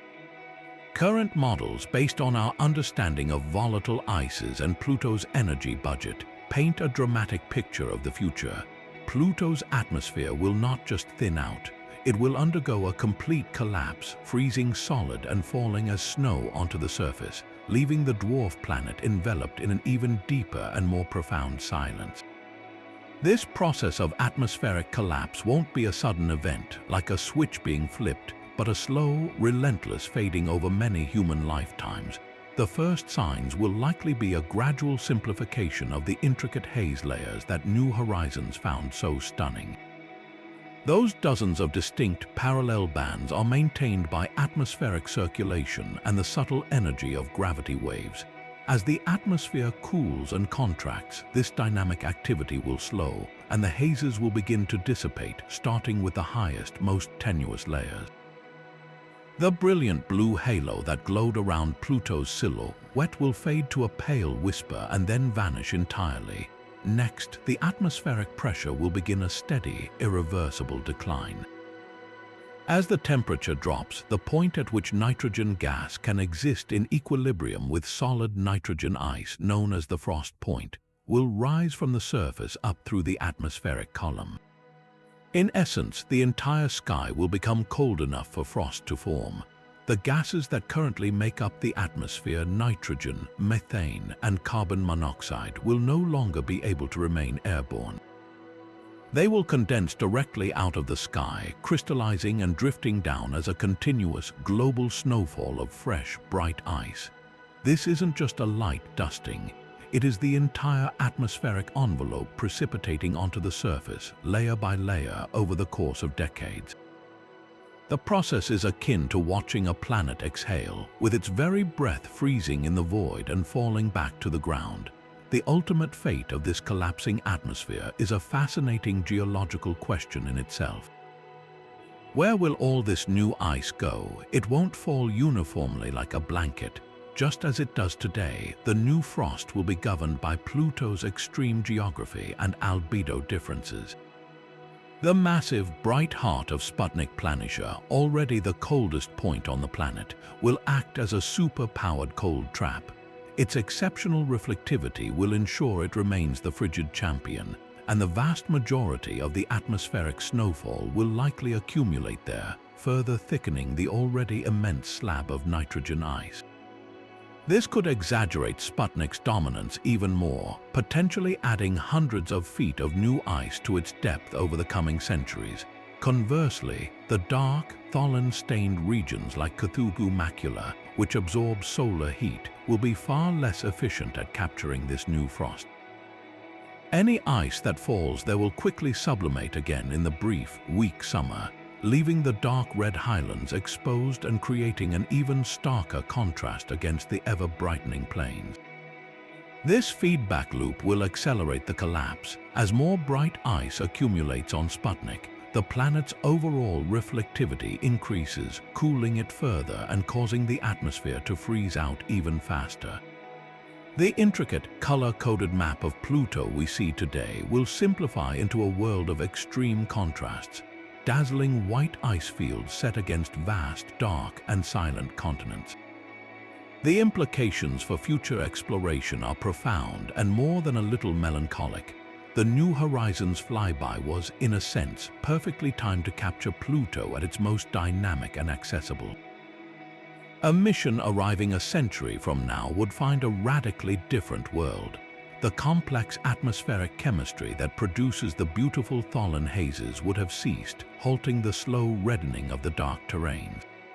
The signs of atmospheric circulation and weather would be gone. Most strikingly, the very process that keeps Sputnik Planitia so youthfully smooth, the convection of solid nitrogen, could potentially slow or even stop. That churning requires a certain amount of internal heat and pressure to operate. As the nitrogen ice sheet thickens from above due to the atmospheric collapse, the pressure at its base increases, which could actually sustain convection for a time. But if the internal heat flow is insufficient to overcome the increasing insulation and pressure, the convection could eventually grind to a halt.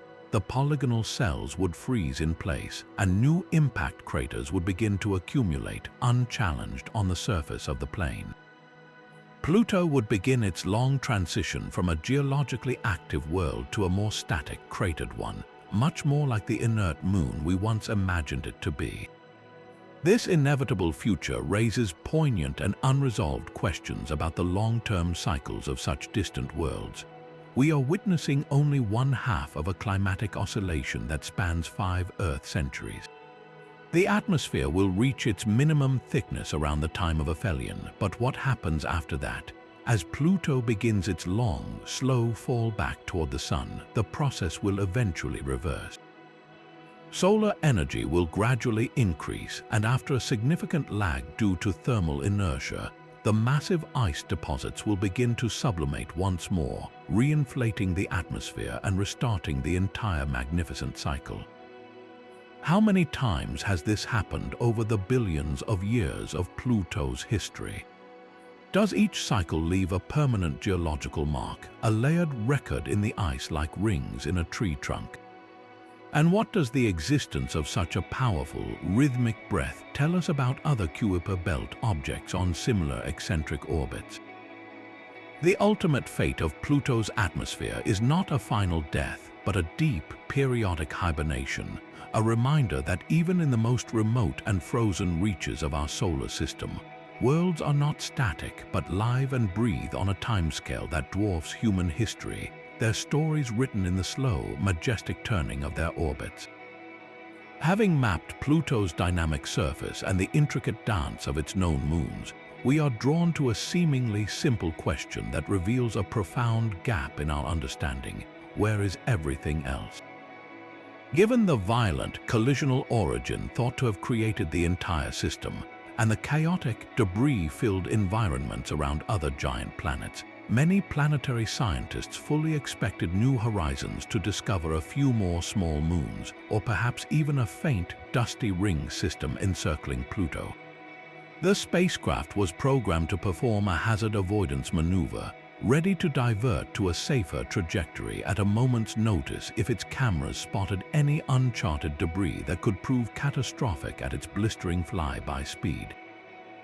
Yet, as New Horizons scanned the space around Pluto with incredible sensitivity, it found nothing, no new moons, no rings, just empty space. This profound absence is itself a major mystery, forcing us to re-evaluate the gravitational and dynamical history of this distant binary world and posing a critical question.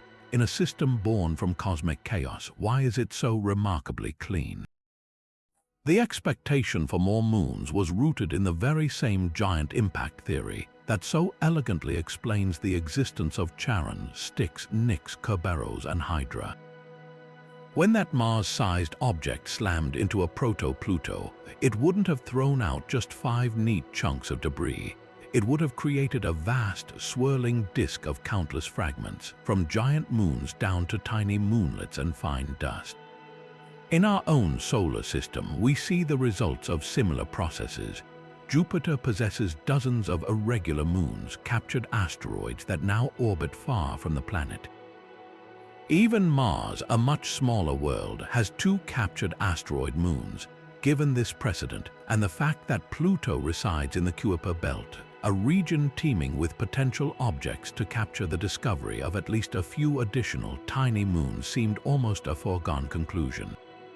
Furthermore, the complex orbital resonances that lock the orbits of the 4 small moons suggest a history of dynamical evolution, a period of gravitational jostling that could have easily shepherded other small bodies into stable orbits or flung them into the outer darkness. The fact that New Horizons' powerful long-range reconnaissance imager, or LORI, saw no moons larger than about a mile across in a thorough search of the system implies a surprising and significant cut-off in the size distribution of Pluto's family. It appears that for some reason, the formation process was incredibly efficient at either aggregating material into the moons we see or efficiently ejecting every other significant fragment from the system entirely. The case for rings was equally compelling, built on a foundation of both theory and analogy. Many of the solar system's giant planets have elaborate ring systems, with Saturn's being the most spectacular. But rings aren't exclusive to giants. We now know that even small bodies can possess them, as the stunning discovery of rings around the centaur Chariklo and the dwarf planet Haumea has proven.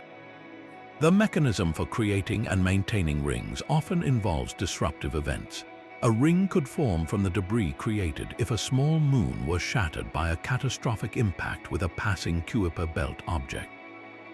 Given the abundance of such objects and the immense timescales involved, such an event seemed statistically probable over billions of years. Alternatively, the constant bombardment of the existing small moons by micrometeorites should be kicking vast amounts of dust off their surfaces, much of which could potentially spread out to form a faint, dusty ring. The New Horizons team searched diligently for any glint of sunlight reflecting off ring particles, but the space around Pluto remained stubbornly dark. This clean bill of health was a relief for the mission's safety, but a genuine surprise for planetary scientists. So why is the Pluto system so pristine? The most likely explanation points to the overwhelming gravitational influence of its largest moon, Charon. In a typical planet-moon system, the planet's gravity is dominant, and small moons can find stable orbits at various distances. But Pluto and Charon are a binary system with a common center of gravity, or barycenter, located in the empty space between them. This creates a much more complex and hostile gravitational landscape. There are only a few very specific orbital zones known as stable Lagrange points, where a small object can reside without being violently perturbed. The 4 small moons we know of are all nestled in these niches, their orbits locked in neat resonances with Charon. Any other moonlets that failed to find one of these safe harbors during the system's chaotic early days would have been gravitationally bullied, their orbits destabilized until they were either ejected from the Pluto system altogether or came crashing down onto either Pluto or Charon. Charon, in essence, acts as a gravitational bouncer, clearing out any uninvited guests and maintaining a very exclusive orbital club. The same gravitational dynamics that prevent new moons from forming also provide a powerful mechanism for clearing away any potential rings. Any fine dust that might be generated from impacts would not simply float in a serene, stable disk. Instead, it would be subject to powerful non-gravitational forces. The most significant of these is solar radiation pressure. The faint but constant pressure of photons from the sun acts like a gentle wind on these tiny particles. In a binary system like Pluto-Charon, this subtle push is enough to destabilize their orbits over relatively short astronomical timescales, perhaps just a few thousand or million years. The dust particles would either spiral inward until they are swept up by a moon or the primary bodies, or they would be blown outward and escape the system entirely. Without a continuous and copious source of new dust far more than the current micrometeorite sandblasting can provide, any ring system would be a transient, fleeting phenomenon. We may simply be looking at Pluto during a quiet, clean epoch in its long history, a period between destructive impact events that would temporarily create a ring. This does not, however, completely slam the door on the existence of undetected features. New Horizons provided a single, fleeting snapshot. It is possible that extremely faint rings, composed of particles so tiny and sparse they are virtually transparent, could have evaded detection. Or there could be very small, dark moons orbiting just at the limit of the camera's resolution, hidden in the glare of the bright primary bodies or lost in the background starfields. The most promising place to look for such elusive objects would be in the same orbital plane as the other moons, but New Horizons' careful scans of those regions came up empty. The absence of rings also places a crucial constraint on the current level of disruptive activity within the system. The fact that we see no ring debris suggests that there have been no recent moon-shattering impacts large enough to create a visible disk of debris, providing indirect evidence that the Pluto system has been a relatively stable and peaceful neighborhood for a very long time. This profound emptiness, this clean gravitational slate, ultimately tells us that the chaotic ballet of the early Pluto system has long since concluded, leaving behind a perfectly tuned, resonant, and beautifully simple family of worlds, a cosmic clock that has ticked down to a state of serene and elegant balance. Before the New Horizons spacecraft ever revealed its stunning vistas, our understanding of Pluto was pieced together from painstaking observations made across a vast gulf of space, using some of the most powerful telescopes on and above our planet. Among these, the Atacama Large Millimeter/Submillimeter Array, or ALMA, provided a particularly crucial set of data. Perched high in the Chilean desert, ALMA network of antennas functioned like a single, gigantic ear, listening to the faint whispers of heat coming from the dwarf planet. It wasn't measuring visible light, but the thermal radiation emitted by Pluto's surface itself, a direct way to take its temperature from 4 billion miles away. And what it detected at times was subtly puzzling. The thermal emissions suggested that some regions of Pluto's surface were behaving in a way that didn't perfectly align with simple models of a uniformly frigid, inert world. There appeared to be anomalies, slight but persistent temperature variations that hinted at a surface that was more complex and dynamic than a simple ball of ice. These weren't dramatic discrepancies, but they were enough to create a low-level mystery, suggesting that Pluto's surface might have areas with very different abilities to absorb, store, and release the sun's feeble energy, a property scientists call thermal inertia. A world's thermal inertia is a measure of how stubbornly it resists changing temperature. Think of a dark asphalt road on a sunny day compared to a white sandy beach. The asphalt with high thermal inertia absorbs heat and stays warm long into the evening. The sand with low thermal inertia heats up quickly under the sun but cools down just as fast when the sun sets. For Pluto, scientists were trying to understand its global personality. Was it more like the asphalt holding onto warmth, or like the sand reacting instantly to the tiny amount of solar energy it receives?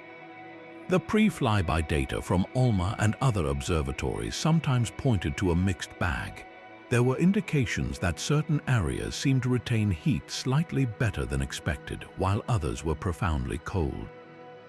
This created a compelling pre-launch puzzle. What kind of surface materials could cause such variations? A smooth, solid sheet of nitrogen ice would have one thermal signature. A porous, dusty layer of complex organic tholins would have another, and a rugged landscape of water-ice bedrock would have yet another. The anomalous thermal emissions were a cryptic preview, a teaser that suggested Pluto's surface was a patchwork of fundamentally different geological terrains, each with its own unique thermal story to tell. When New Horizons finally arrived, its suite of instruments didn't just take pictures. It provided the definitive key to decoding those earlier thermal mysteries. The stunning first images instantly revealed the reason for the complexity. Pluto was not a uniform sphere. It was a world of breathtaking contrast, and those contrasts directly explained the thermal anomalies. The bright, expansive heart of Sputnik Planitia, for example, proved to be the ultimate low thermal inertia surface. This vast plain of nitrogen ice acts like that white sandy beach on a cosmic scale. Its brilliant reflectivity means it absorbs very little solar energy to begin with, and the nature of the nitrogen ice itself, likely churning and convecting, prevents it from building up any significant stored heat. It is one of the coldest, most thermally responsive places on the planet, its temperature dictated almost entirely by the immediate presence or absence of sunlight. In direct opposition, the dark, reddish-brown expanse of Cthulhu Macula was revealed as a high thermal inertia region. This vast area, covered in a layer of dark tholin compounds, acts like the cosmic asphalt. Its dark color is a superb absorber of solar radiation, and its composition likely a complex, porous layer sitting atop a more stable water ice bedrock allows it to soak up that meager energy and hold onto it for a remarkably long time. The flyby data confirmed that these dark regions are consistently warmer than the bright icy plains, finally providing the why behind the anomalous temperature variations observed from Earth. Yet, even with this dramatic resolution, the New Horizons data introduced new, more nuanced questions about Pluto's thermal behavior. The flyby offered only a single snapshot in time, a fleeting moment in Pluto's 248-year seasonal cycle.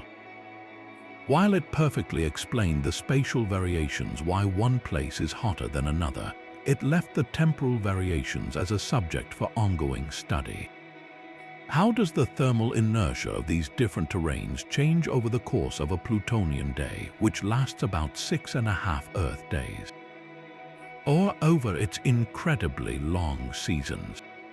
For instance, when the dark terrain of Cthulhu Macula is in its decades-long winter night, how quickly does it radiate all its stored heat away into the void? Does it become as cold as the nitrogen plains, or does its high inertia allow it to retain a residual warmth far longer than any model predicts? Furthermore, the intermediate terrains, like the bladed methane ice ridges of Tartarus Dorsa, present their own thermal puzzles.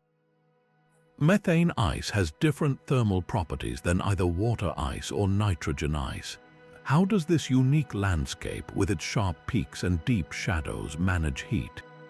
Its complex topography likely creates microscopic cold traps in the shadows and sun-facing slopes that absorb more energy, leading to a wildly varied thermal environment that is incredibly difficult to characterize from a distance. The lingering mystery of Pluto's thermal emissions, therefore, has evolved from what causes the variations to how do these thermal properties drive the world's long-term behavior?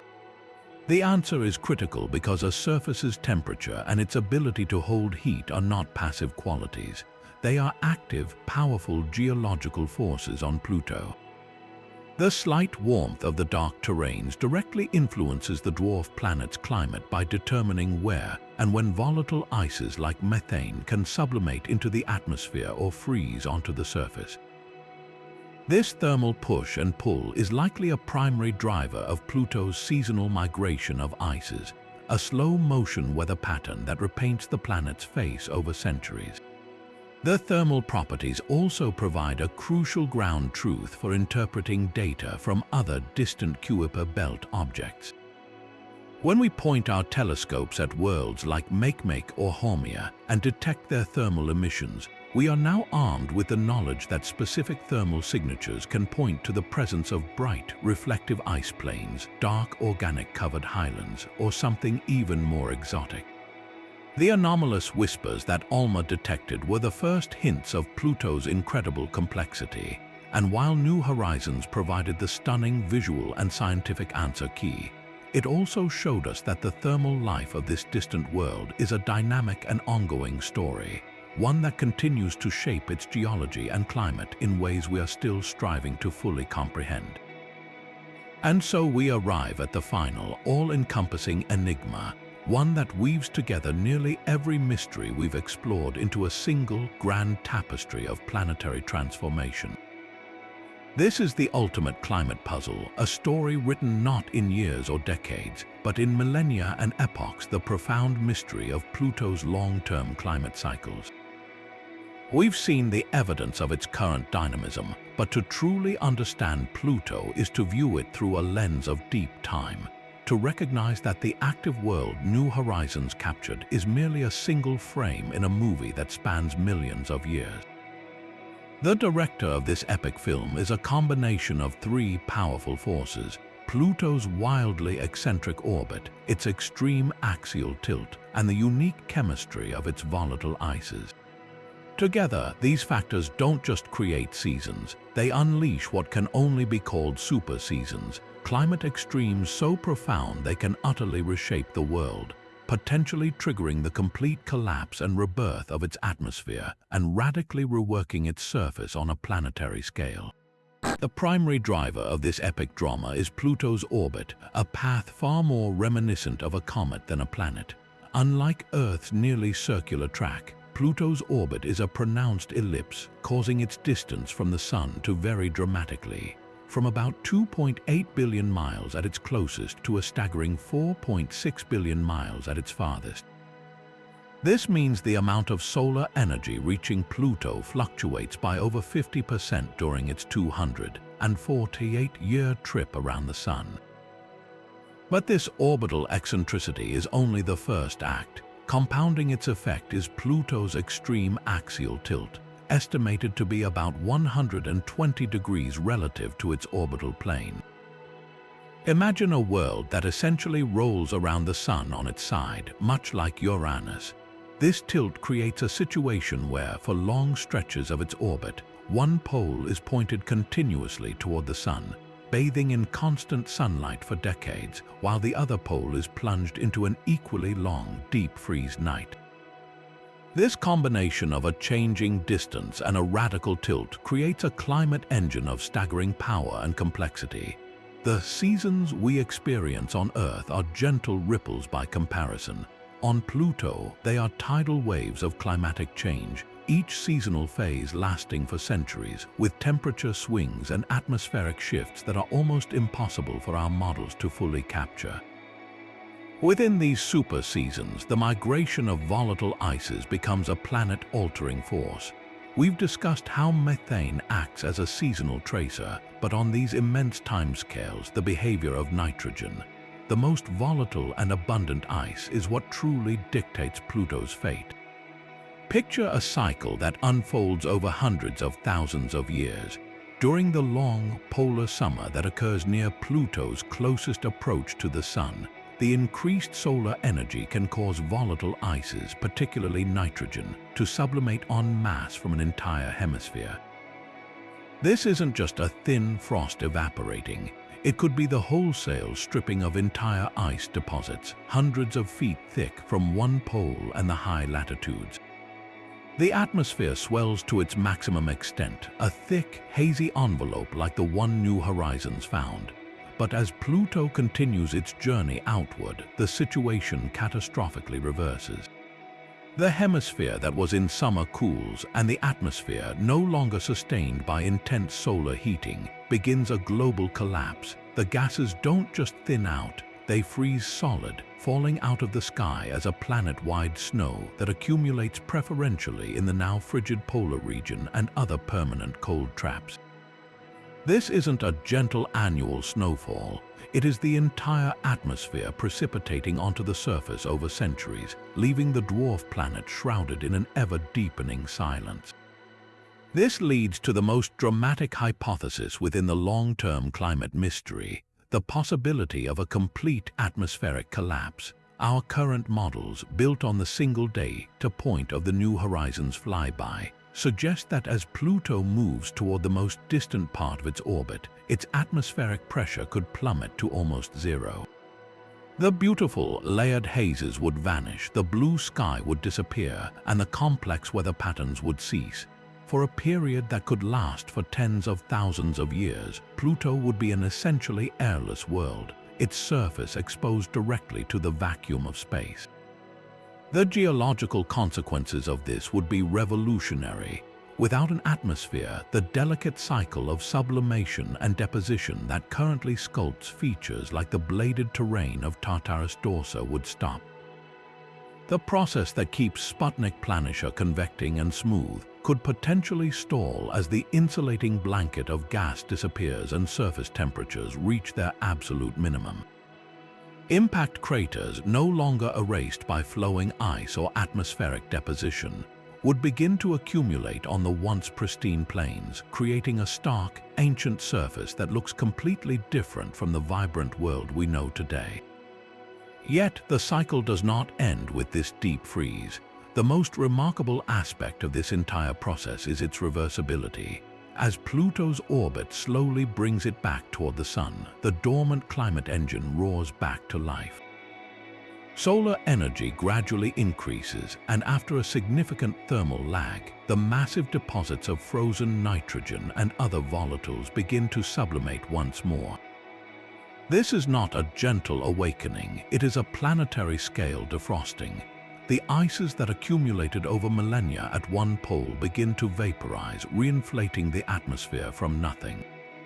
This reformation would likely be a turbulent process, with massive outgassing events and potentially violent shifts in surface pressure as different volatile reservoirs wake up. The re-established atmosphere would then begin the slow work of resurfacing all over again, driving the convection in Sputnik Planitia, restarting the global migration of ices and painting the surface with new layers of complex tholins. The dark, ancient, cratered surface from the collapse era will be progressively buried under bright, new ice, effectively resetting Pluto's geological clock and erasing the evidence of its long winter. Synthesizing all the other mysteries, we see how they are all interconnected threads in this grand climatic tapestry. The location and massive weight of Sputnik Planitia make it the permanent cold trap that anchors the entire volatile cycle. The potential subsurface ocean provides the long-term internal heat that may help regulate the pace of these changes, preventing the world from freezing into utter irreversibility. The chaotic spins of the small moons are silent witnesses to this history, their orbits having been shaped by gravitational interactions during a past when the Pluto-Charon binary itself may have had a different configuration, subtly affecting the climate. The stark color contrasts between the bright heart and the dark maculae are both a cause and an effect of these cycles. The albedo differences drive the climate, and the climate, in turn, determines where those colors are deposited over millions of years. Understanding Pluto's long-term climate is the ultimate key to unlocking its true nature. It reveals a world that is not simply active but cyclical, a phoenix of the Kuiper belt that repeatedly dies in a deep freeze, only to be reborn in a burst of geological vitality with each new orbit around the Sun. This grand perspective transforms Pluto from a static snapshot into a living, breathing world in the most epic sense, whose story of creation and renewal plays out on a timescale that humbles human history and expands our understanding of what it means for a world to be truly alive. And so, our journey across this distant, frozen world brings us face to face with a profound and humbling truth. Pluto is not the simple, inert ball of ice we once dismissed it as. It is a vibrant, complex, and deeply mysterious world whose puzzles demand a complete rewrite of the textbooks. We have navigated a landscape of 25 profound enigmas, each one a testament to the incredible dynamism of this small world. We stand in awe before the colossal, beating heart of Pluto, Sputnik Planitia, a massive basin of churning nitrogen ice that dictates the planet's orientation and drives its climate. We have encountered the terrifying beauty of Tartarus Dorsa, with its skyscraper tall blades of methane ice, sculpted over eons by a delicate dance of sunlight and sublimation. We have watched entire hills of water ice drift like colossal icebergs across a frozen sea of nitrogen, and gazed upward at a sky filled with a complex, layered blue haze that defies our predictions. We have decoded the dark, reddish stains of Cthulhu Macula, a cosmic canvas painted by the slow rain of complex organic tholins, and puzzled over the starkly youthful surfaces that cover vast regions, erased by geological forces we are only beginning to comprehend. The mysteries only deepen as we peer beneath the surface. The compelling evidence for cryovolcanoes like Right Mons points to a warm, active interior, potentially fueled by a global subsurface ocean of liquid water, a hidden sea that could fundamentally alter our search for habitable environments. This internal engine is intertwined with Pluto's perfect gravitational dance with its giant moon, Charon, a lockstep embrace that may have provided the heat to power this world in its youth and continues to shape it today. We see this influence stretch across the system, from the chaotic, tumbling spins of the small moons to the dark, stolen atmosphere staining Charon's own pole at Mordor Macula. Every facet of this system, from its puzzling lack of rings and additional moons to its anomalous thermal emissions and its unique hybrid interaction with the solar wind, paints a picture of a world that is not a frozen relic, but a dynamic participant in its own ongoing story. A story of atmospheric collapse and rebirth that unfolds over centuries-long super seasons. Collectively, these 25 mysteries achieve something far greater than just reclassifying a single world. They shatter the old paradigm that geological vitality is a privilege reserved for planets basking in the inner solar system's warmth. Pluto proves that activity, complexity, and potential habitability are functions of a world's intrinsic physics and chemistry, not its proximity to the Sun. It forces us to look at every small, icy body in the Kuiper belt and beyond not as dead fossils, but as potential worlds with their own hidden oceans, active surfaces, and complex climates.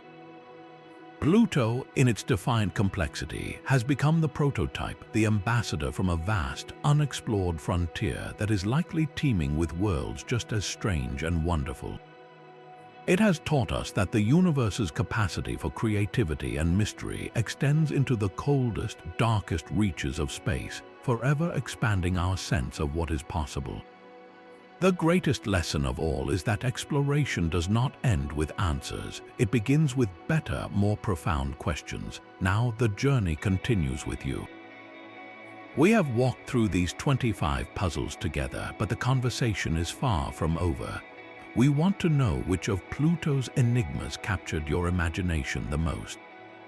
Was it the possibility of a hidden ocean, the drifting hills of water ice, or the dramatic, collapsing atmosphere? Share your favorite Pluto mystery in the comments below. We are genuinely excited to read your thoughts and continue this cosmic discussion. If this deep dive into the secrets of our solar system's frontier ignited your curiosity, make sure to subscribe to the channel. We have many more adventures planned, with new deep dives into the cosmos's greatest secrets on the way. Until next time, keep looking